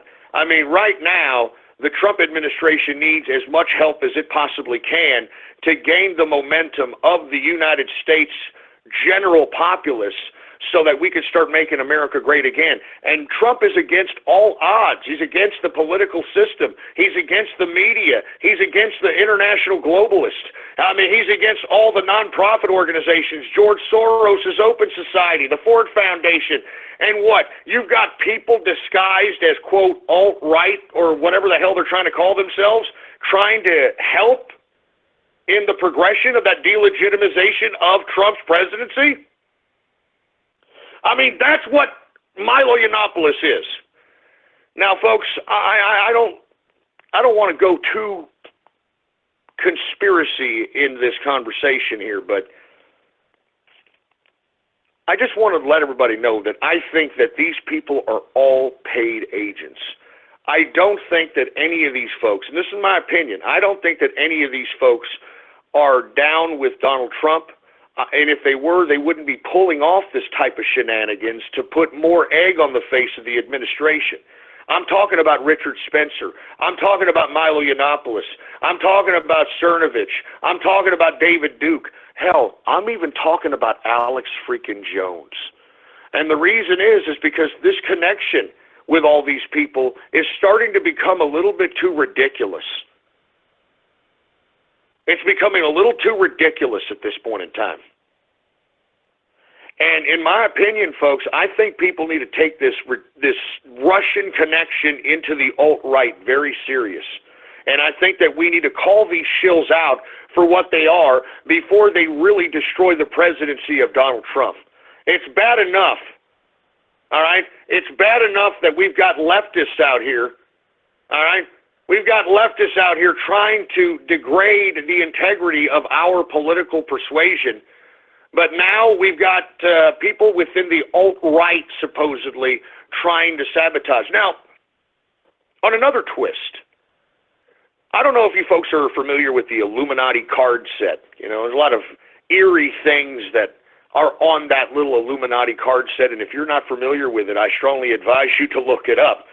The Illuminati card set was a role-playing game that was created in the mid-'90s by an individual out of Austin, Texas. And in that Illuminati card game, he kind of drew and kind of created cards that were eerily similar to things that have happened and have come to pass thus far, such as the Twin Towers, an airplane going into a building. I mean, it's a very, very freaked out game. The Illuminati card game.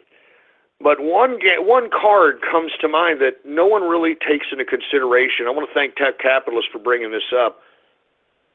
Take a look at this card here. Take a look at this Illuminati card from this role-playing game that is eerily similar to something. Look at that. Look at that right there. You see that right there? I mean, folks, I'm telling you this right now. We can't trust anybody that is claiming to be an alt-right anything. Alt-right is a Russian concept.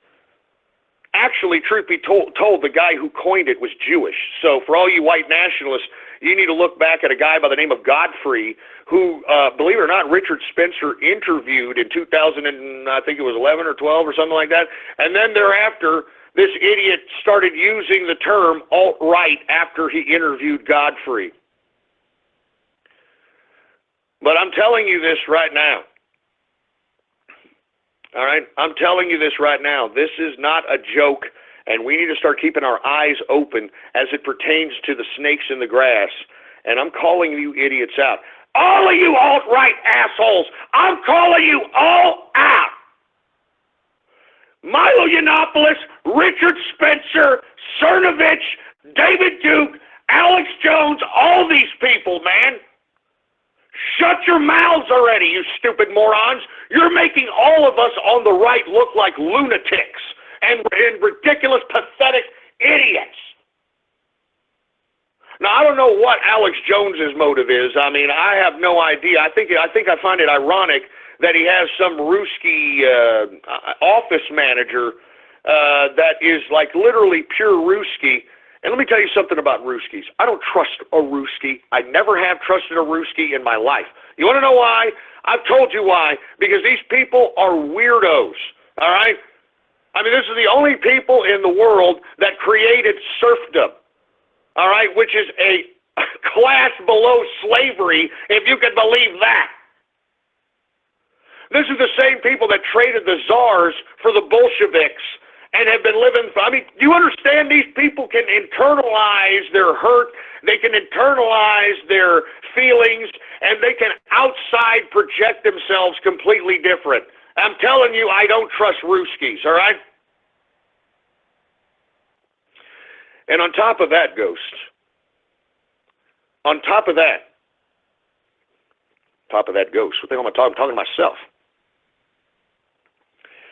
And on top of that, I would like to go into a little bit more deeper detail, all right, about the Ruskis. Oh yeah, did y'all know that the Illuminati card game also features Keck? Yeah, here it is right here, folks. All right, that's what I'm saying. You need to look into this Illuminati card game. This was made in 1996 by a guy in Austin, Texas, and he had to shut his operation down because he was raided by the government.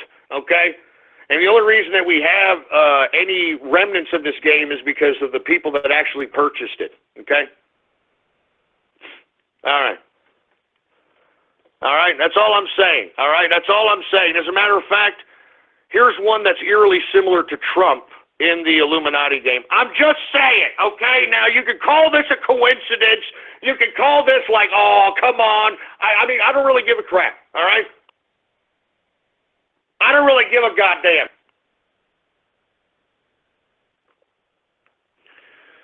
Anyway, the bottom line is that aside from Russia being what it is and what I feel it is, I'd like for everybody to take a look at the Orthodox Church's cross.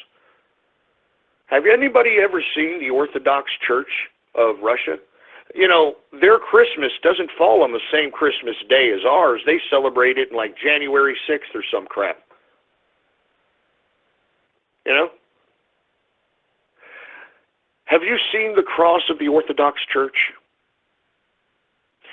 I want you to notice something when you look at it, and you're Googling it up right now. I'm hoping you are. It's a double cross! You dumb idiots! It's a double cross! Damn it! You stupid idiot! It's a double cross! That's why I don't trust these goddamn Ruskis, man! Double cross!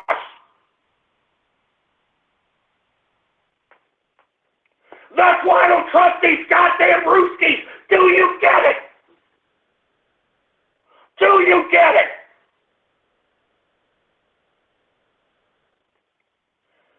It's a damn double cross! Jesus Christ, give it a mine! Give it a mine! I mean, search it for yourself. Look at the damn Russian Orthodox Church's cross. It's a damn double cross!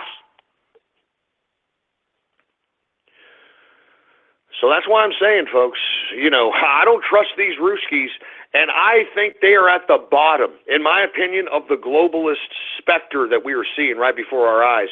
I do not trust Russia as far as I can throw them. And I'm telling all of you people that are out here trying to think that you're half Russian or something because of this damn election, they've already psyoped you, man. For all you people that are out here, you know, trying to use KGB in your name and that sort of thing, hey, they already co-opted you. They already psyoped you, for Christ's sake. They already psyoped you. Folks, clear here. Vladimir Putin is not a nationalist, okay? Vladimir Putin is not a nationalist. If he was a nationalist and he cared about Mother Russia, he would not be a part of the United Nations. He would not be a part of the World Court. he would not be a part of the G20. He would not be a part of any of these globalist institutions. He's a fraud. He's a phony. I mean, what they are doing to the world is out psyoping everybody. They are double-crossing everybody, for a lack of a better term. Oh, yeah, one more thing. Here's one more card that eerily looks similar to some people that we know. Here, let me go ahead and retweet this. There you go. Enjoy.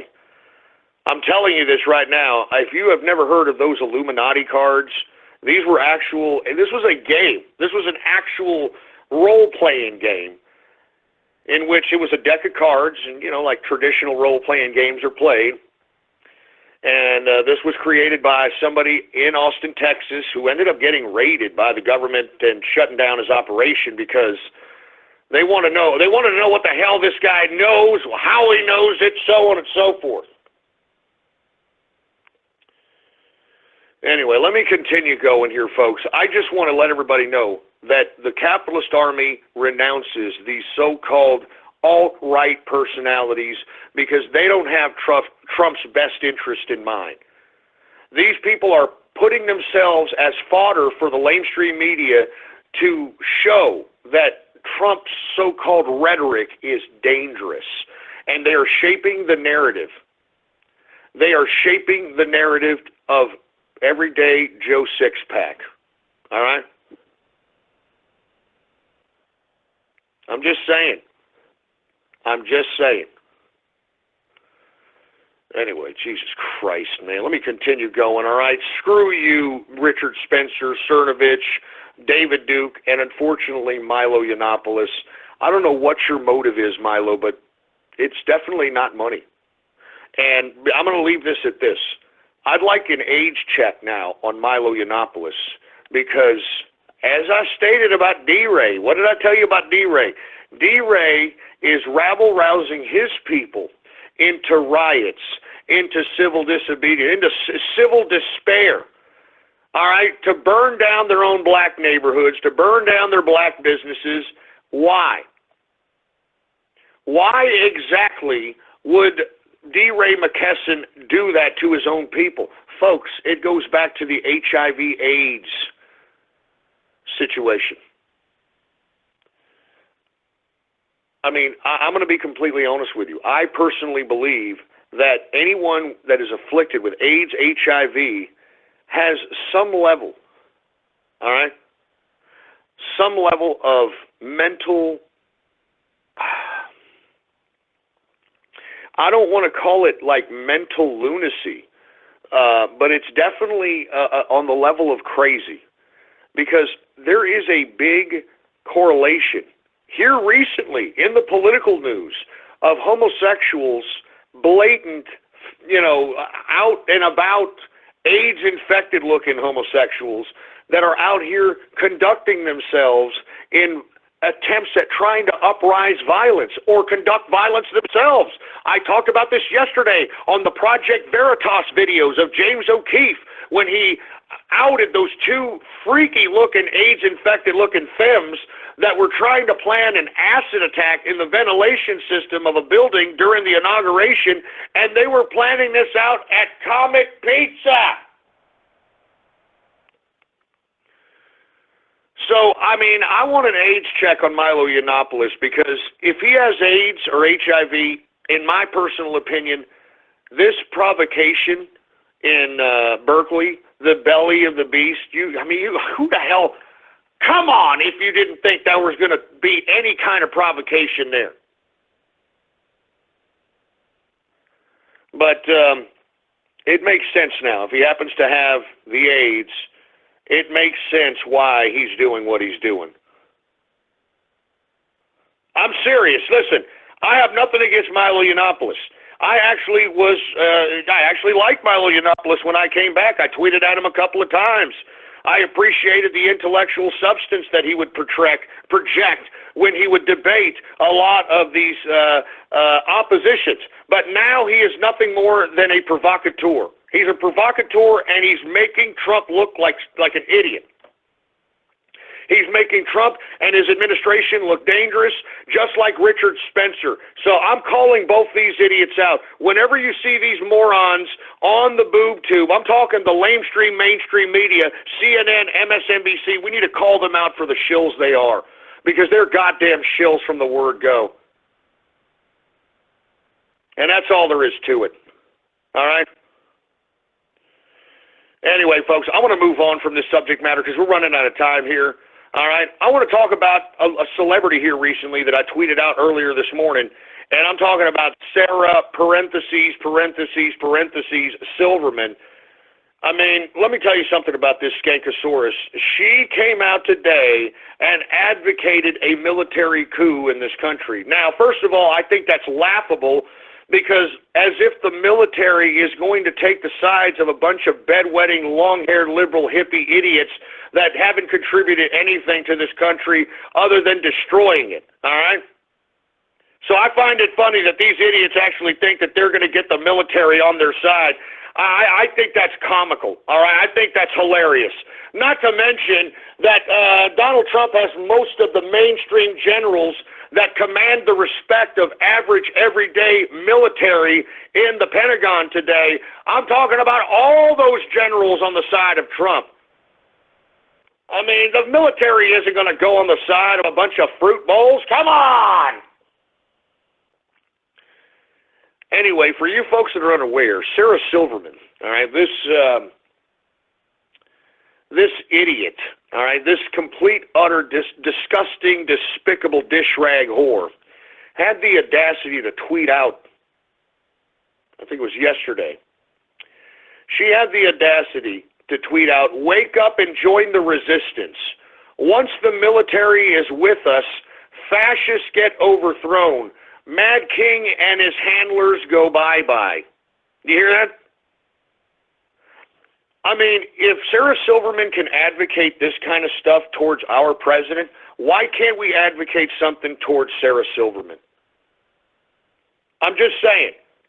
I mean, if Lady Gaga and Madonna and these people can advocate violence towards our president, why can't we advocate a reciprocal type of reaction?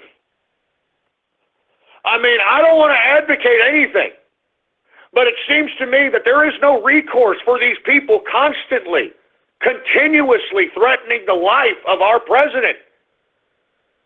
And as far as I'm concerned, why can't we throw a reciprocating type of threat back? How come these people think that they're untouchable? How come these people think that they can get away with this? Let me tell you something, Sarah Silverman, all right? You want to start advocating violence against my president? You want to start talking about overthrowing the government? I'm telling you this right now. You have put yourself in a dangerous territory. And I'm warning you, Sarah Silverman, if I were you, I would get out of politics if you knew what was good for your stupid, ignorant ass. I'm tired of you idiots trying to provoke civil unrest in my country. I'm tired of you people threatening my president. And as far as I'm concerned, at this point, everybody who hates Sarah Silverman, Lady Gaga, Madonna, Rosie O'Donnell, Michael Moore, anybody else who's advocating violence in this country, who is advocating violence against the president, they are open season as far as I'm concerned. All right? I mean, how come Milo couldn't show up at Sarah Silverman's house? How about that, Milo? Huh? You self-serving fruit bowl? Why didn't you go show up at Sarah Silverman's house and protest there?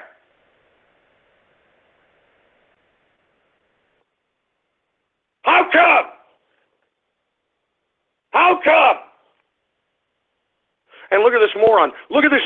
You know, right when I'm talking, look at dumbass Spencer. Look, God damn it.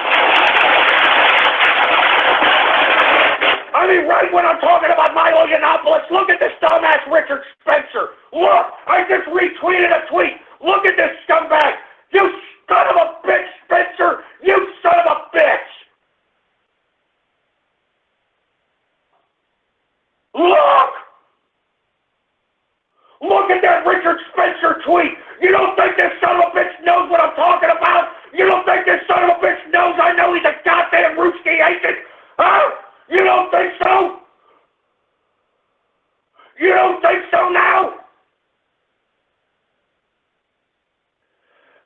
son of a bitch is a Rooski agent. Give me the mic. You don't think this son of a bitch is doing this on purpose? You don't think this son of a bitch is listening to this broadcast? You don't think this son of a bitch is watching my tweets, for Christ's sake?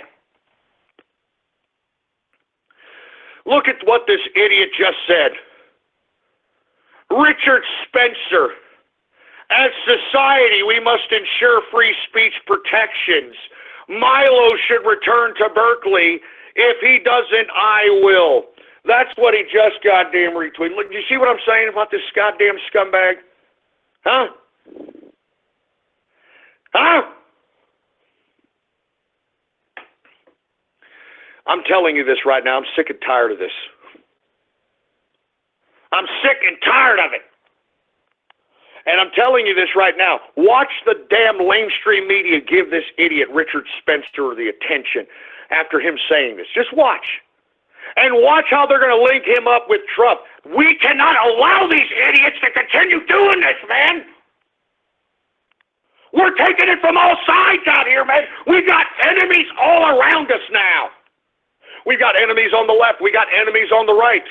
We've got people trying to discredit Trump. We got people trying to act as surrogates of Trump, actually trying to put egg on the face of the administration.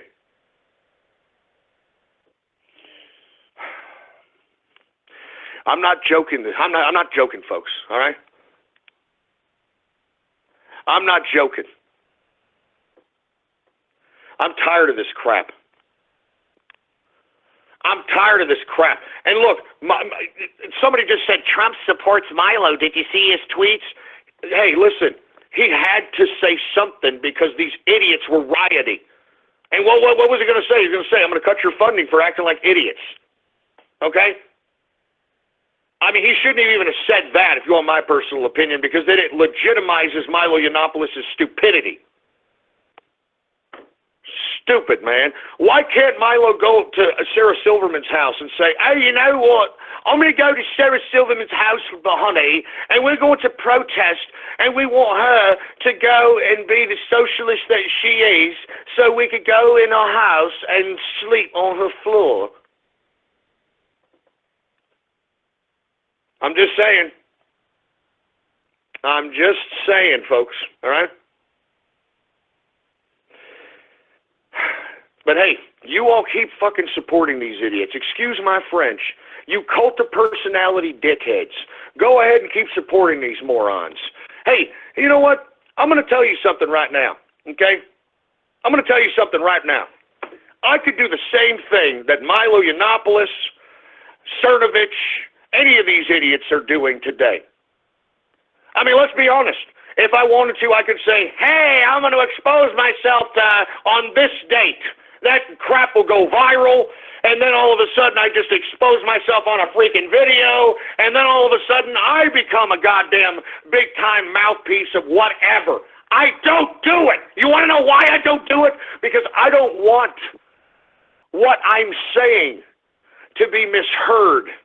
I want the ideas that I'm projecting on this broadcast to penetrate the minds of the people that are going to be the leaders of this world.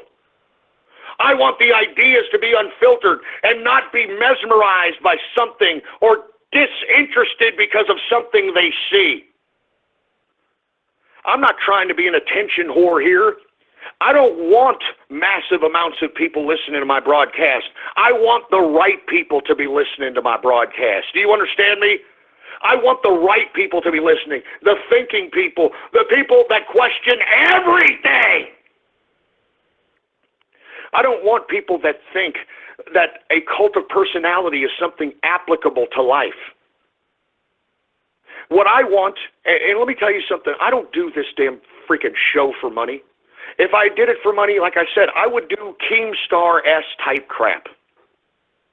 You don't think it's that hard to do. I mean, all you got to do, as I stated, I could just say, hey, on this date, on this time, I'm gonna face reveal and show everybody and show the world, and yay!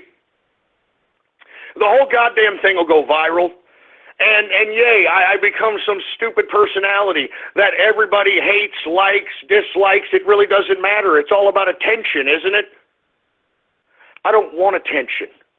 You know what I want? I want the minds that listen to this broadcast to pay attention to the ideas. Do you understand that?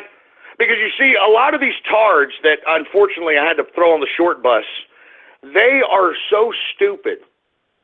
And because mommy and daddy has pussy pampered these idiots so much and bought them everything, has fed them everything, that they haven't paid for nothing, that they can't even pay attention. They can't even pay attention. And that's why they're on a short bus right now, because they can't even pay attention. That's how stupid and ridiculous they are. And that's why I'm saying I don't do this for money. I do this for the ideas. I want the future leaders of this world to understand that capitalism is the essence of freedom. It allows anyone who participates in the capitalist idea, in the capitalist economic system, to carve out their own destiny and not have it dictated by some bureaucrat in some Politburo somewhere or in some bureaucracy somewhere. I do what I do to perpetuate the idea of capitalism and to perpetuate the ideas of the truth. The truth! And that's why I do this broadcast, folks. All right? That's why I do it. I don't want any fame. I don't want any attention. I just want the ideas of capitalism to get all the attention. I want the ideas of capitalism to be in the minds of everybody. Why do you think I give people advice on how to make capital? Why do you think I try to help everybody through this broadcast to decipher truth from not truth? Why do you think I give information on this show for free that people would otherwise have you pay for? I do so because I'm telling you this right now. All right? All right? I'm telling you this right now. The reason I do this broadcast is to perpetuate ideas and to perpetuate knowledge. And I give knowledge away for free because I consider myself a little bit of a teacher in some regards. And I know that when people use the knowledge that I gave out for free on this broadcast, and when they look back upon their lives, they will pay homage to the teacher. They will pay homage to those that gave them the information, and that's worth more than money could ever buy. Living on through the people that you teach is more of a gift than any sum of capital.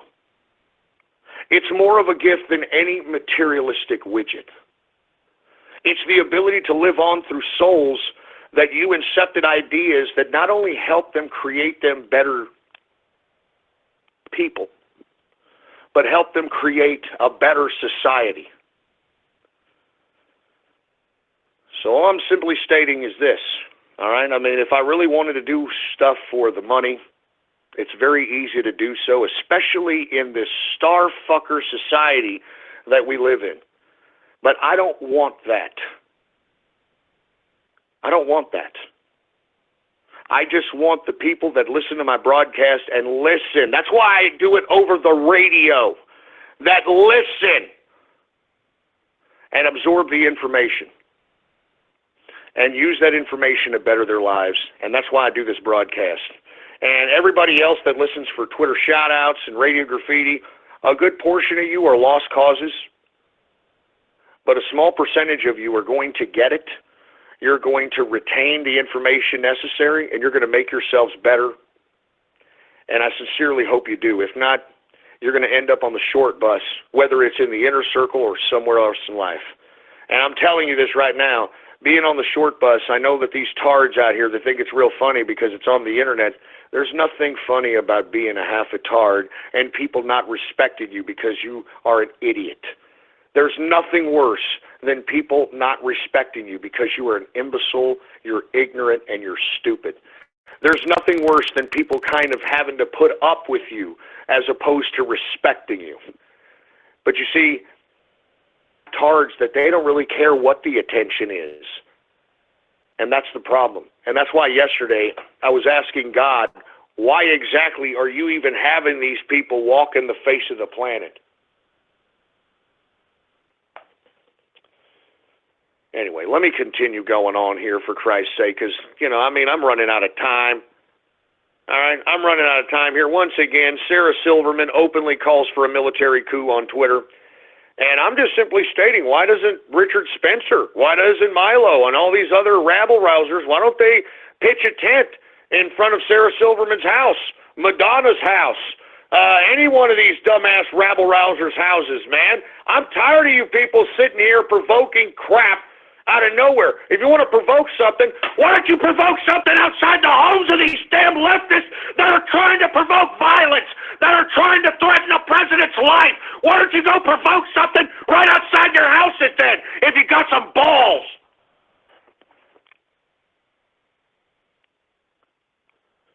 Jesus Christ. Anyway, folks, we are now in the third and final hour of the True Capitalist Radio broadcast.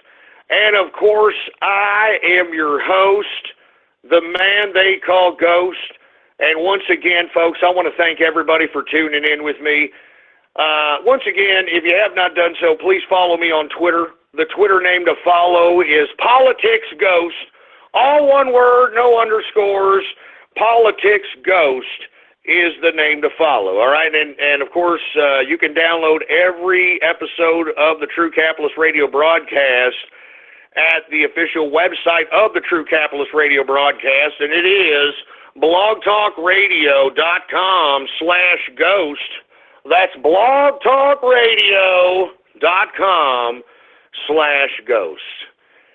Anyway, we're running out of time here. Once again, we talked a little bit about dumbass Sarah Silverman, threatening a military coup, threatening the life of our president, just like Madonna, just like all these other leftists, just like Michael Moore, and I'm telling Milo and all these other supposed alt-right personalities, which are nothing but shills. If you're that hardcore, if you want to start provoking something, why don't you go to these people's homes and stand outside and provoke something out there? Why don't you stand outside and say, come on out and, let's hear you provoke violence outside in person, instead of standing behind your little gated damn house, for Christ's sake. I'm serious. I'm tired of these people thinking they can provoke violence without any kind of recourse.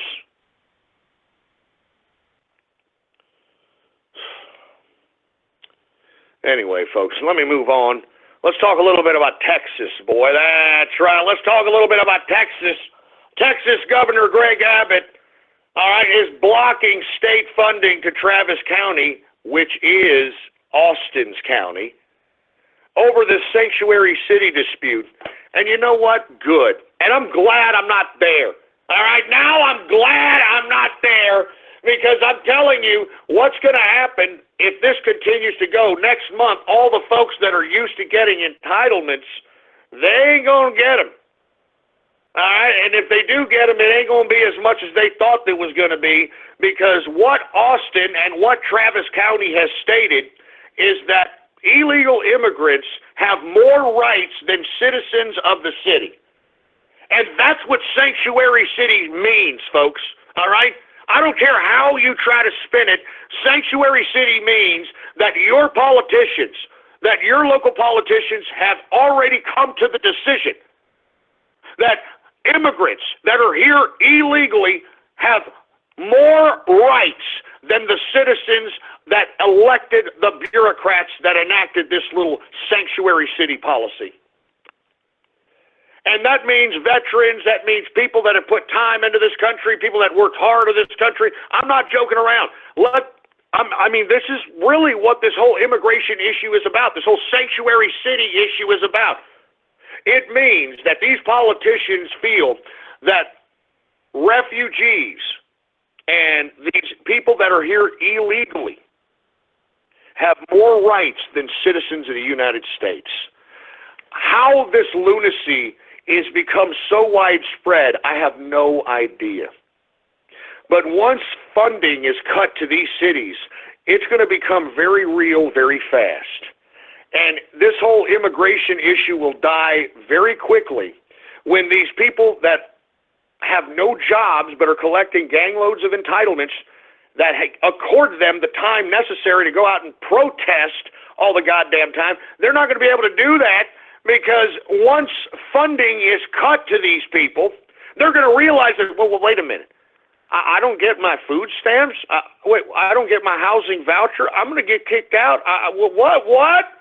What the hell is what? And I'm telling you this, I think it should happen sooner than later. Cut sanctuary city funding now, all right? And watch what happens. It'll be funny. It'll be a sight to see when the PO in America that are supposed to be American citizens, that are supposed to be getting benefits and entitlements, they don't get them that month because they finally realize that illegal immigrants supersede their importance. And that's the fact. I mean, that's what each and every one of these sanctuary cities are saying. Folks, get into your goddamn head. I mean, spread that around like wildfire, man. That these politicians that promote sanctuary cities feel that illegal immigrants are more important than the citizens that elected them. Jesus Christ. I mean, we have all gone mad at this point in time, for heaven's sake. Jesus Christ. Anyway, listen, I'm going to move on from that. But one more again, sanctuary cities need their fundings cut now. Right now. And then let's see the states and the municipalities deal with the freaking chaos that'll ensue. It'll be a sight to see, I'll tell you that right damn now. Anyway, let me move on, folks, because we're running out of time here. I want to talk a little bit about Angela Merkel. She is trying to run some kind of a makeshift campaign out there in Germany to try to win re-election. And part of that is having to go out and meet Erdogan. And to be honest with you, Erdogan has got, well, I guess Merkel doesn't have balls, so I guess got some Merkel's by the breast or something. I guess, I don't know. But, I mean, Erdogan has got literally Merkel in some kind of a headlock. And the reason I say this is because Erdogan could easily open the floodgates of millions upon millions of more migrants and just have them flood into the EU, and it would be a serious problem, even 10 times worse than Europe has already seen thus far. And really, that's the bargaining chip that Erdogan has with the European Union. That's why he attempted to get into the European Union. That's why they made Turkey a part of NATO. And really, it's kind of blown up in everybody's face because Erdogan has his own endeavors. He has his own ambitions. And in my personal opinion, I think that Erdogan is acting on his own. And I think he's kind of a rogue leader at this point in time, trying to utilize his influence in the Arab world to consolidate power so he can bring back remnants of the Ottoman Empire, in my opinion. And for you folks that are unaware, the Ottoman Empire was an empire that lasted for over 500 years until World War I, when the Ottoman Empire decided to side with the Austrian-Hungarian Empire. And unfortunately, that side lost. The Ottoman Empire was disbanded. As a matter of fact, if you want to know how they were disbanded from the inside out because of a British agent named Lawrence of Arabia. He's an English guy. He came to fight the Turkish. That asshole. Lawrence of Arabia went into the Ottoman Empire and made deals with all the warlords that ruled the provinces of the Ottoman Empire. And they agreed to bring down the Ottoman Empire from within. And as a result,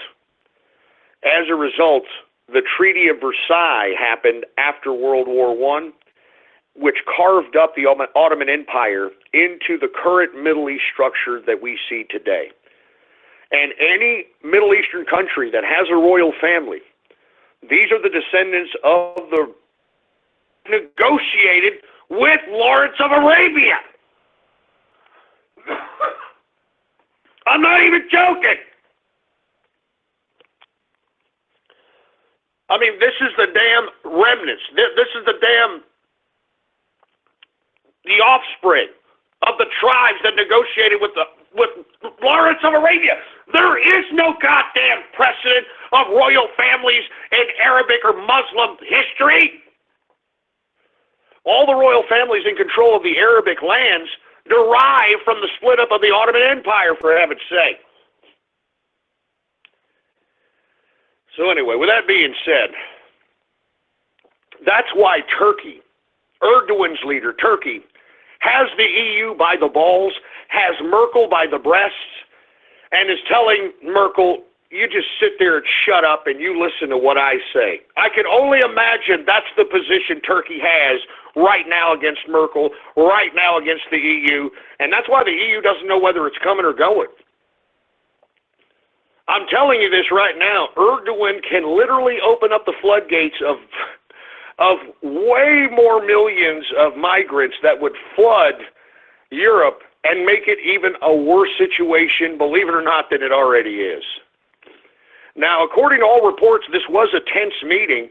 I did hear that Erdogan did yell at Merkel, and as I stated, folks, I mean, Erdogan is in a pretty good position here. He's in a pretty good position. I mean, he's playing all sides here. He's playing both sides of the East-West paradigm. And meanwhile, he's utilizing their proxy war to kind of incrementally take more and more bits of land for Turkey.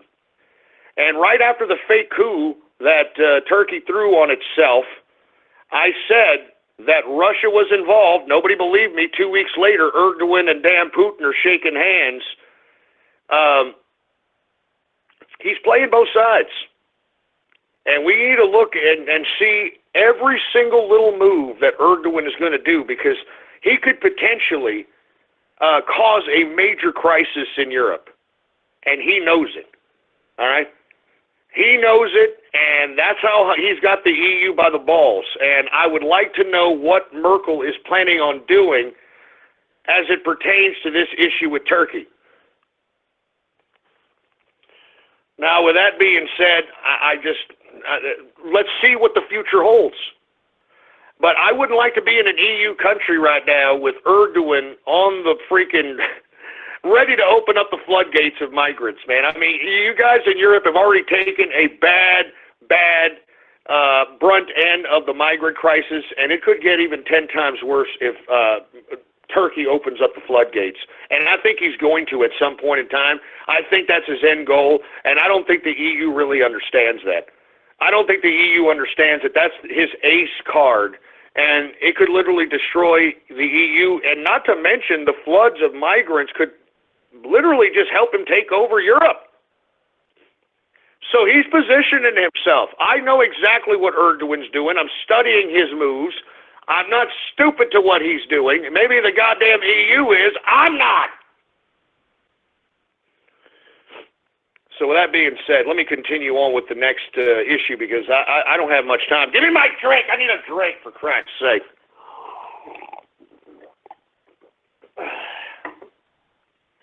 Let's talk a little bit about the Philippines. Now, I've talked a little bit about Rodrigo Duterte. This guy is the president and the leader of the Philippines. He has a very controversial drug war going on right now in his country that is catching the attention of all the international watchdog groups, the United Nations, so on and so forth. His drug policy, believe it or not, and I was critical at first until I watched an interview with him on RT, of all places, where he kind of rationalizes why he has such a violent drug policy. Now, for you folks that are unaware of his drug policy, it's basically this. Kill all drug dealers, it's now legal. Kill all drug dealers, it's now legal in the Philippines. All right? I'm not even joking around. That's the policy of the drug policy of the Philippines. So if you're a cop, if you're a police officer, you're working the beat, and you see a drug dealer and he runs away, the policy is just to shoot him and kill him.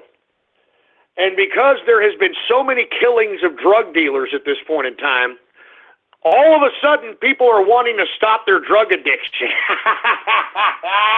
I mean, it's not funny, but it's serious, though. all of a sudden you got people rushing to rehab trying to stop their drug addiction because literally there's a shoot-to-kill policy on drug dealers. Now, why exactly would Rodrigo Duarte implement this type of policy? Well, he said in an interview, which I thought was very interesting. I don't agree with it, but I can have somewhat empathy to his situation.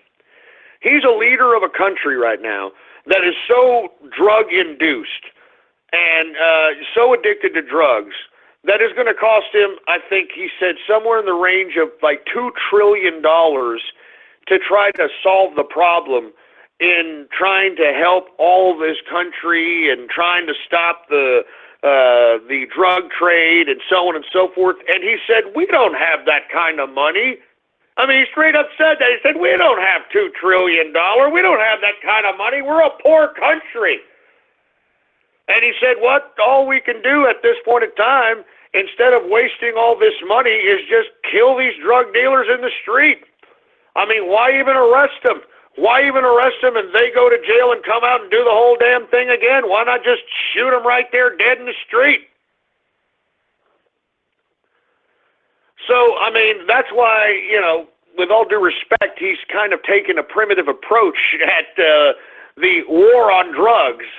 I mean, that's a real war on drugs right there. When you've got the president saying, shoot to kill as it pertains to drug dealers, I mean, good God. You know what I'm saying? Good God. So anyway, I don't know what to think about the Philippines' Rodrigo Duarte, but, you know, I can kind of sympathize to a certain extent. I mean, when we have a poor country, and there's an estimated $2 trillion needed to help the country wean itself off drugs, the alternative is just, you know, the ultimate extreme. And the ultimate extreme in this instance is Duarte, you know, advising his police force across the country to just shoot to kill drug dealers. And it's obviously working. People are getting scared now. People are going to rehab. They don't want to get on drugs anymore. They don't want to be shot. So it makes sense. All right, it makes a little bit of sense, and I find it rather ironic. Don't you think? Anyway, let's continue going here. Did anybody hear about the protests? Massive protests, about an estimated 300,000 people hitting the streets of Bucharest in Romania, which is the capital of Romania. And the reason that this is such a interesting situation, because Romania right now is cold as hell, all right? It's colder than a witch's titty out there. 300,000+ people converged in Bucharest and decided to raise up because of a recent proposition that was passed, basically sheltering politicians from any kind of corruption charge. Oh, yeah, that's going to work out just right. That's great. You know what I'm saying? I mean, how do politicians think they can get away with this crap? I'm serious. I mean, even in a poor country like Romania, how in the hell do they think they're going to get away with these kinds of freaking laws, for Christ's sake? Trying to shelter themselves from corruption charges. Give me a break. I mean, come on, Bucharest. Come on and raise up, for Christ's sake, man. We can't allow these ridiculous, pathetic politicians to think that they're above the law. No one should be above the law. No one should be above the law. And you mean to tell me that now the politicians in Romania are sheltering themselves or shielding themselves for any kind of corruption probes? You've got to be kidding me. These people out here in Romania, these politicians, they think they're above the law? I mean, just, God damn it, man. This is why I don't like bureaucrats. You understand it? This is why I don't like bureaucrats. Do you understand me? I don't like bureaucrats. This is why. This is why. Thank God, though, there was enough people out there, all right? Thank God there was enough people out there raising up against these corruption laws in Bucharest, because if no one's going to stand up to these people, if no one's going to stand up to these bureaucrats, then these bureaucrats are going to continue to run a goddamn muck. And that's what they've been doing thus far, haven't they? Anyway, folks, let me get to last but not least, all right? I want to talk about the state of America and the turbulent times to come.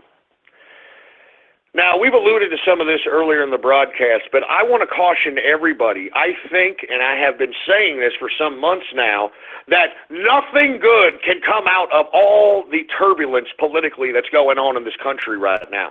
And unless Donald Trump finally starts arresting people, all right, which I think he needs to do sooner than later, then we are going to see some major, major violent situations happening all across the country. All right, I mean, this idiot garbage in Berkeley is just the tip of the iceberg, and I don't want that. I don't want violent episodes. I don't want civil unrest. I want civil society again. And the only people that don't are these provocateurs out here that for whatever reason have a vested interest in making sure that America is under a civil unrest situation. And we as civilized people cannot allow this to happen, folks. We're going to have to start getting our knuckles dirty. And I'm not joking around. We better start standing up. And we better start exposing these people, confronting these people, doing whatever it takes to nullify these people's potency in trying to delegitimize our president. Because that's what all this ruckus is about, folks. That's what the lamestream media is trying to spread on the boob tube. That's why you've got all these nonprofits paying these protesters. That's why they're doing this. And it's time for us to hit back, folks. It's time for us to realize that unless something is done, unless somebody goes and arrests a Sarah Silverman, arrests a Michael Moore, arrests a Lady Gaga, arrests a Katy Perry, arrests a Richard Spencer, arrest these people, we're going to continue to see this powder keg get bigger and bigger. And all I want, folks, all I want is to go back to civil society so we can all start capitalizing, so we can all start making America great again, so we can start creating the economic opportunity to lift all who want out of poverty. I don't want civil unrest. I'm telling you, but if no one is going to arrest these people, then something needs to be done to stop these people. And I don't know what that answer is at this point in time, but I am imploring the administration, please arrest these people. These people are dangerous, and unless somebody arrests them, unless some authority takes them off the streets, then someone is going to have to stop them. Because they're going to continue going. It's obvious these people are not going to go back to business as usual. These people are not going to go back and do what they're used to doing. They're going to continue to perpetuate this civil unrest narrative until it actually happens on a national scale. So once again, I am encouraging the administration to start arresting these people. I'm not even joking around. We need to start having these people arrested. And if not, then somebody needs to stop these people. Because I don't want civil unrest. And really, the only people you need to really stop are the leaders and these people that are on soapboxes, that have venues that are doing this. Because once you stop these people from rabble-rousing, these everyday people will just go away and, go back to their everyday, pathetically anal lives. So that's why I'm telling everybody, it's time. You understand me? It's time for the Trump administration to start rounding these leftists up. And if they're not going to do it, somebody's got to stop them. Anyway, with that being said, folks, let me go ahead and get to everybody's favorite part of the broadcast, all right?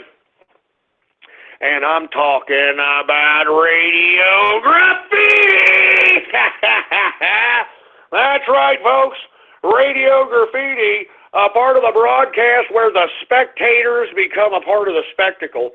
All you've got to do is give me a call right now at 563-999, all right, 3791. And when I call on your area code, you've got exactly 3 to 4 seconds to say whatever it is that's on your mind. That's why we call this Radio Graffiti, all right? Now, before I get to Radio Graffiti, once again, I would like to remind everybody, we've got Valentine's Day cards, all right? And, of course, if you want a Valentine's Day card, all you got to do is go right now and type into your browser ghost.market, okay? And the reason I'm continuously talking about these, because I'm pulling these off of the market here by, like, next Tuesday at the latest, all right? They're going to be pulled off by next Tuesday at the latest, so get them while you can, folks. Type into your browser, all right, ghost.market, and, hook it up, all right? $5, all right? Give me a break. If you're going to buy one for yourself, buy one for your pet, buy one for someone else, all right? Buy one for someone else and give it another address. It doesn't really matter. It's Valentine's Day! I mean, it's Valentine's Day. I mean, just like Morrissey said. Didn't Morrissey say, I am human and I want to be loved just like everybody else does? So anyway, with that being said, do we have any Radio Graffiti callers, engineer? All right. Well, without any further ado, let's go ahead and get to Radio Graffiti right now. All right, who do we got here? How about Anonymous Radio Graffiti? Out to kill by 2 trillion knickers. It's now legal. Man, I never said that, you stupid moron. That's a splice, and anybody that listens to this broadcast knows it, all right? 518 Radio Graffiti. Hey, is that me? That's you. I'm the one that tweeted you out the thing about Richard Spencer earlier. Did you see the one about Gavin McInnes too? Yes, I did. So obviously there's going to be some major confrontation at the McGinnis, I guess the McGinnis appearance at Jimmy Kimmel's show. He's going on Kimmel. I thought he was just doing his own speaking thing. Also, did you see those big bodega walkouts down in the city also? No, I didn't get to see it, man. It's a bunch of Jehudians. Tweet them at me, and I'll go ahead and I'll retweet them out, all right? How about 412 Radio Graffiti? Then put your little hand in mine. There ain't no hill or mountain we can't climb. Babe, I got you, babe. I got you, babe. All right. Okay, great. It's Groundhog Day. All right, let's not start that crap, all right? I get it. I know what y'all are doing. And my apologies, McGinnis is speaking at NYU. I thought he was speaking on Kimmel or something. I had no idea. Anonymous Radio Graffiti. Mr. Seb, Radio Graffiti. I love knickers.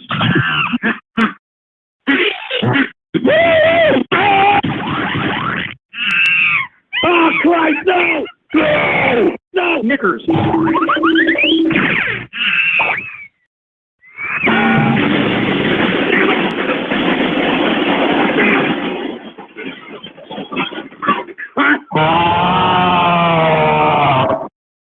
Mr. Seb, Radio Graffiti. What the hell was that?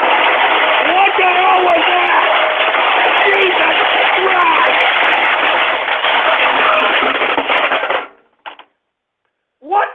What kind of splice was that?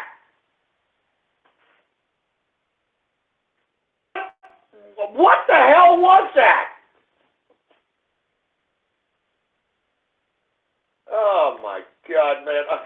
You gotta be joking, you know? You gotta be joking, for Christ's sake, man. Give me the Look, I don't know what kind of a Tiny Toon, racist cartoon type of crap that was, but shove it up your pooper, all right? Good God. How about anonymous radio graffiti? And all you assholes that say that I'm snicker trained, hey, it's the truth. Nigger, nigger, nigger, nigger, nigger, nigger, nigger, nigger, nigger, nigger, nigger, nigger, nigger, nigger. Nigger, nigger, nigger, nigger, nigger, nigger, nigger, nigger, nigger, nigger, nigger, nigger. Look, hey, stop it with the racist. Stop it with the racist crap. Stop. Stop it with all the racist splices, man. You're going to get me taken off the air. Stop it. Just stop. Jesus Christ. Just stop it already, man. Just stop. Oh, my God. You're going to get me pulled off the air with this racist crap. Give me the mic. Give me the mic.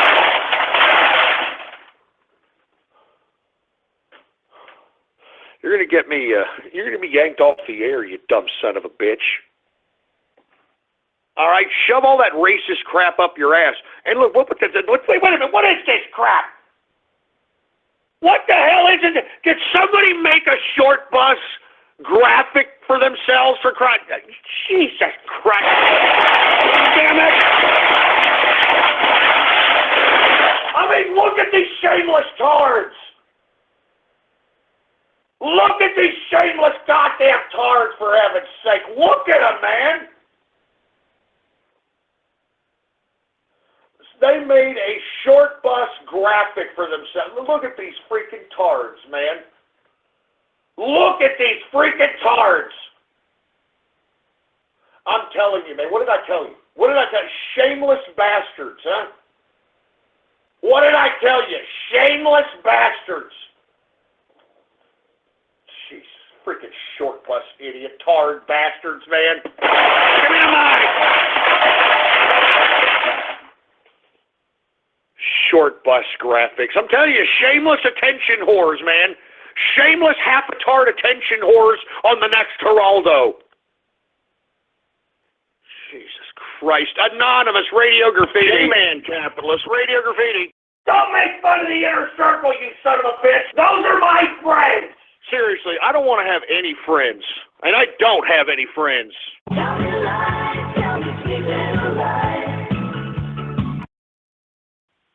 Shut up, you stupid son of a bitch, all right? The inner circle are my friends. I don't know what the hell you're talking about. They're my friends. They're my family, all right? And look, unfortunately, we gotta stop with the mental retardation, We need to stop with the mental retardation. That's all there is to it. I'm sorry. Jesus Christ. Who else do we have? 443 Radio Graffiti. When the TCR fan loses his temper, he goes completely psycho. When you're getting bitched out and getting fucking thrown actual facts, you don't know how to handle it. You're a real man. You're gonna have to freaking sit down, take your lickings like a freaking man, and shut the hell up. Like he will kill anybody in his way. You're nothing but an egotistical bully.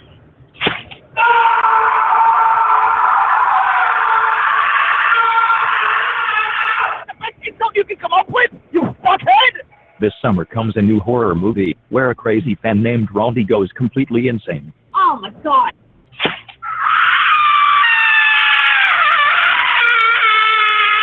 You're listening to me. My fucking server. Baldy, just calm down, dude. Just put down a knife, dude. Just put down a knife, dude. It's about you. Oh my God! Are you so fucking dead? But you didn't fucking watch it when it was happening because you're such a fucking pussy. Listen here. Baldy's completely insane. He's going to go like boom in a second. He's going to go boom, boom, boom, and then it's going to happen like that. He's insane. Oh my God, sorry. He's in the room. I hope he doesn't find me. Oh my God. Oh my God. Oh my God. Randy the Killer. Rated R. What the hell was that? Are you kidding me, for heaven's sake? Are you kidding me? Jesus Christ. How about 971 Radio Graffiti? Hey, girls. So I got my transgender surgery done. I was wondering if you want to join me in the bathtub. What's up, guy? Well, no, I don't think you had the surgery. If you had the surgery, you wouldn't have that much bass in your voice. You actually have a little bit too much bass in your voice. I never thought I'd ever say that, but yeah, you know, if you're trying to be a tranny, you got a little bit too much bass in your voice there, right? What the hell was that? You got a little bit too much bass in your bass there, boy. I mean, just, you know what? Just shut up. Anonymous Radio Graffiti. This is Sparta Radio Graffiti. This is 430 AM National Socialist Radio. 430 AM National Socialist Radio. I am your host, the man they call Ghost. The badass of racial supremacy. Give him a light America or give him death. Speak! Ghost where you speak! Ghost where you speak! Ghost where you... Broadcasting from the Aryan Nation's compound in beautiful hidden Lake, Idaho. Dispense justice with extreme prejudice on these stupid, obnoxious Jews. All right, I'm not joking around. I mean, some of these goddamn Jews need to end up shot. And now he'll take it from here. Your host, the savior of the white race, the true patriot they call. All right, shut up. All right, just shut up. It's a stupid intro, and stop making intro splices already, all right? You son of a bitch, I hate them. Anonymous Radio Graffiti. By the filthy slop. One hot day in San Antonio, the gelatinous beast known as Ghost was hitting at his wife for being too fat to change his catheter bag. His wife responded by flipping him. Jesus Christ, with these stupid fanfics. You guys got a lot of problems, man. I'm serious. I mean, anybody who actually gets off on these fanfics should be put on a list of sexual predators. I'm not even joking. I'm not even kidding around. 630 Radio Graffiti.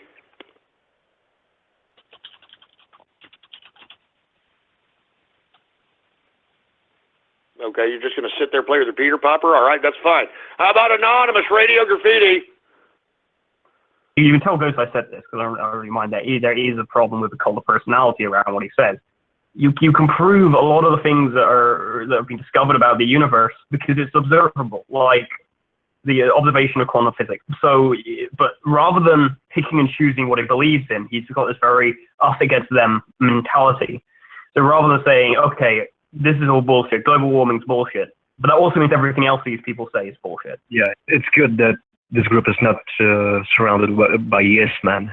That's what I did want. My problem with people in here, though, is they often do just blindly follow Ghost. I think that's a kind of dangerous precedent, because if you blindly follow him, okay, Ghost isn't right about everything. He hasn't really pushed his boundaries of understanding when it comes to the universe, to the physical world, to the natural world. I know what you mean. No one can be an expert at anything, especially such broad subjects. Definitely. But yeah, again, I would not like this group to become just a circle jerk of yes men, yeah, you know. It's what the Pal Talk was reduced to. It was very much Ghost word is singular. It is the only word. That's not the case. You have to listen to what Ghost says and pick and choose what you believe based on what you already believe.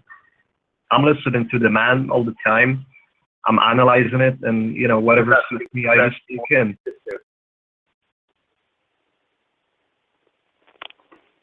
What the? Damn it! Fucking betrayal! God damn it! You son of a bitch! God damn it! God damn it! God damn it, you son of a bitch!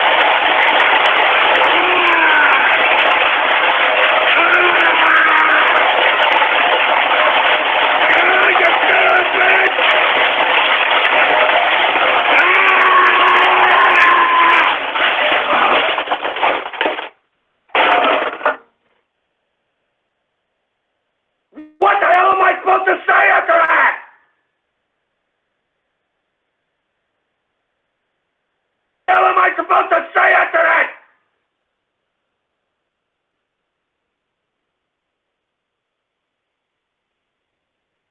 Jesus Christ!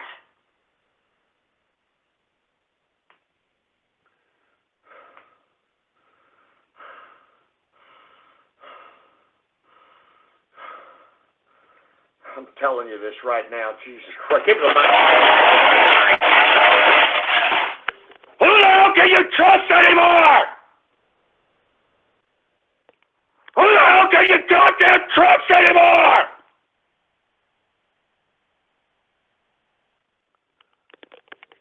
God damn it!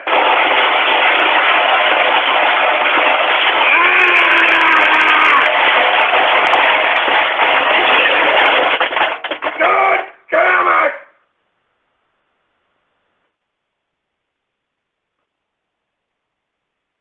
Who the hell can you trust anymore? God damn it! It's pissing me off!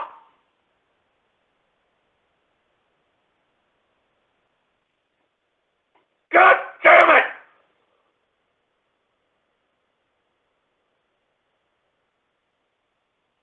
Jesus! Give me the...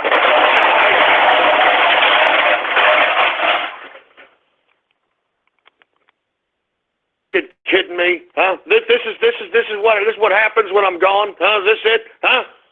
Is this it? Is this it?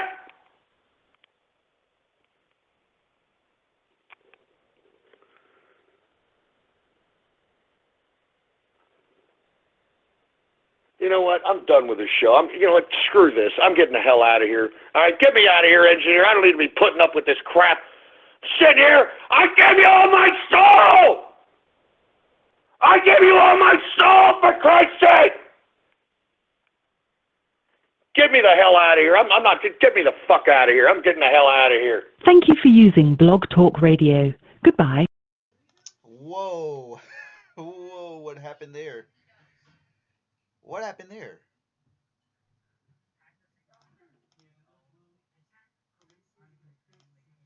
What just happened? What? Well, show ended early, guys. Oh my god. Yeah, I'm actually playing here. There's guys, let me just mute this.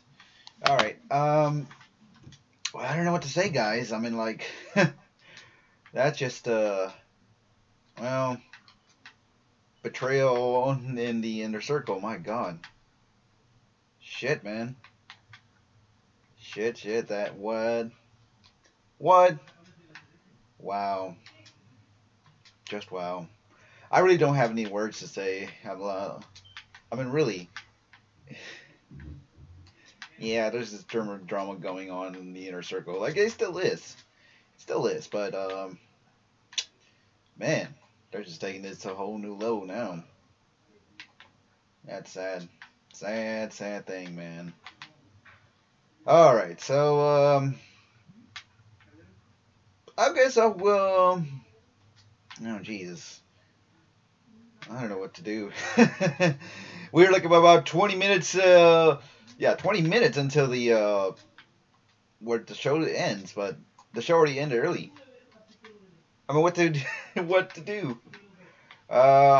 Me, I'm just playing some Overwatch at the moment. Guess I would take some shout outs here. I just want to say thanks everybody coming out. Man, what a weird way to end Radio Graffiti this early again. And it wasn't even short Radio Graffiti. This is actually like 30 minutes of Radio Graffiti, and yet it was pretty much boom, done. Jesus. Jeez. I wonder how the ghost is going to go with this, but I'm pretty sure this is going to be all inner circle business. Don't want to get involved. Like I say, I don't want to cause or be part of the drama. Like, I'm not that kind of person. I'll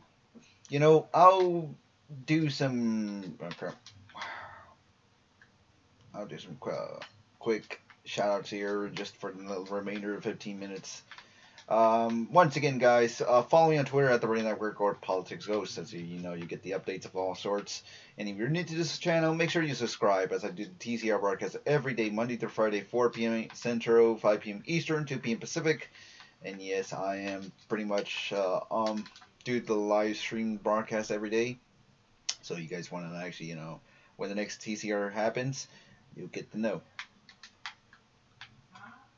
Damn. But who knows if tomorrow we're gonna have a Baller Friday after what transpires today. Jesus. Oh boy. Anyways, let's do some shoutouts. Pretty easy. All you do is just be in the chat room. We'll go back and forth here because it's gonna be a little bit multitasking, to say the least, because I'm still playing here. I'm not even done with the game session. Playing some season modes. Overwatch, of course. Can't see the gameplay because, of course, I've already have it pretty much on Lounge 9 at this point. So, alright. But let's hope there's going to be a Baller Friday, to be honest, guys. Alright, let's do some shoutouts, shall we? Who do we have? Fox McCloud. We got Jellyfish Capitalist, which pretty much are my mods. We got $26 Backturf, Blackout Worm. Being King is 12 years old. Really? I'm sure I'm not. I'm 25 to be honest, by the way. We got Bob Tom, Brony Drumming, Cadence Gamer, Cheap Sombreros, Chocolate Cake, CK Smith 08, Cole, we got Dooman 98, Dr. Demento. Pause here because I'm still playing here. So in order to get the shout out, just make sure you're in the live stream chat room so you get the shout out. And of course, I'm pretty much right now playing here back to back. Alright, back here. Who do we have? Dr. Demento. Oh, I already said it. Gave the 13 Hakar. There you are. I'm 12 years old. Yes. That's really a real thing. What a bad match anyway. Cap runs here. We got Lightning Note, Lydon, Pony Movie 2017, R&D Pony, Scarlet Moon, Shane Easy. We got Shy Guy Mask, the Badge God Spike, the Trey Icon. We got the Arabiquin. Okay. Saigar. We got Dr. Sensei or DC Sensei, Drango, Dr. Doman, or Dr. Nomad. We got Flyer, Ghost Kage, Kira, like Low P2 ponies. Okay. Is Sarah. Hey Sarah. J-Man. We got Macross SDF1. May Magic is in place. We got Novelty Best, Pinkwater, Pranky. Hey, what's up, Pranky? We got Watcher in the Dark. And of course, I don't see Haruka, so I'll give Haruka that shout out. So, yeah. Okay, so I guess that's it. The end. There's nothing else here. There's really nothing else here. Like, literally, that's it for show. There's nothing. If I missed your shout out, well, shout outs to everybody. Jesus Christ. Oh, wow. Oh, yeah, Super Smash, what's up? Oh, man, that's kind of sad. I don't know. Well, tomorrow, let's hope we'll come back for Radio Graffiti. Not Radio Graffiti, the Baller Friday. Not sure if what's going on in the inner circle. I'm going to have to check it out right now. Of course, you know, everything's all private. No, you guys cannot hear it. Nothing. This is all private. However, just be back for tomorrow for Baller Friday. Easy as that. Anyways, I'm going to switch to, if you're in BN Theater, guys, I'm going to switch to the Lounge 9. Thanks again, guys, for coming out. Sorry that this show ended early. There's nothing for me to play. I already gave everybody a shout out. So everybody already got a shout out. If I missed you, then shout out to anyone who came. But let's hope there's going to be a show tomorrow. Let's host a show. Let's hope. Alright, guys. Thank you guys for watching. It's a very short episode. Or pretty much, yeah, just pretty short. So I'll see you guys tomorrow for Baller Friday. Or on the next TCR broadcast. Stay tuned, guys, at the BN Theater. Coming up next, Lounge 9. Because, of course, I do another stream. So if you guys want to go, just, if you're on YouTube, guys, make sure just click on the side to BN so you know you get to that side and I'm be doing some other streams. Anyways, good night, guys. I will see you guys tomorrow for Baller Friday. Let's just hope. Finger crossed. Later.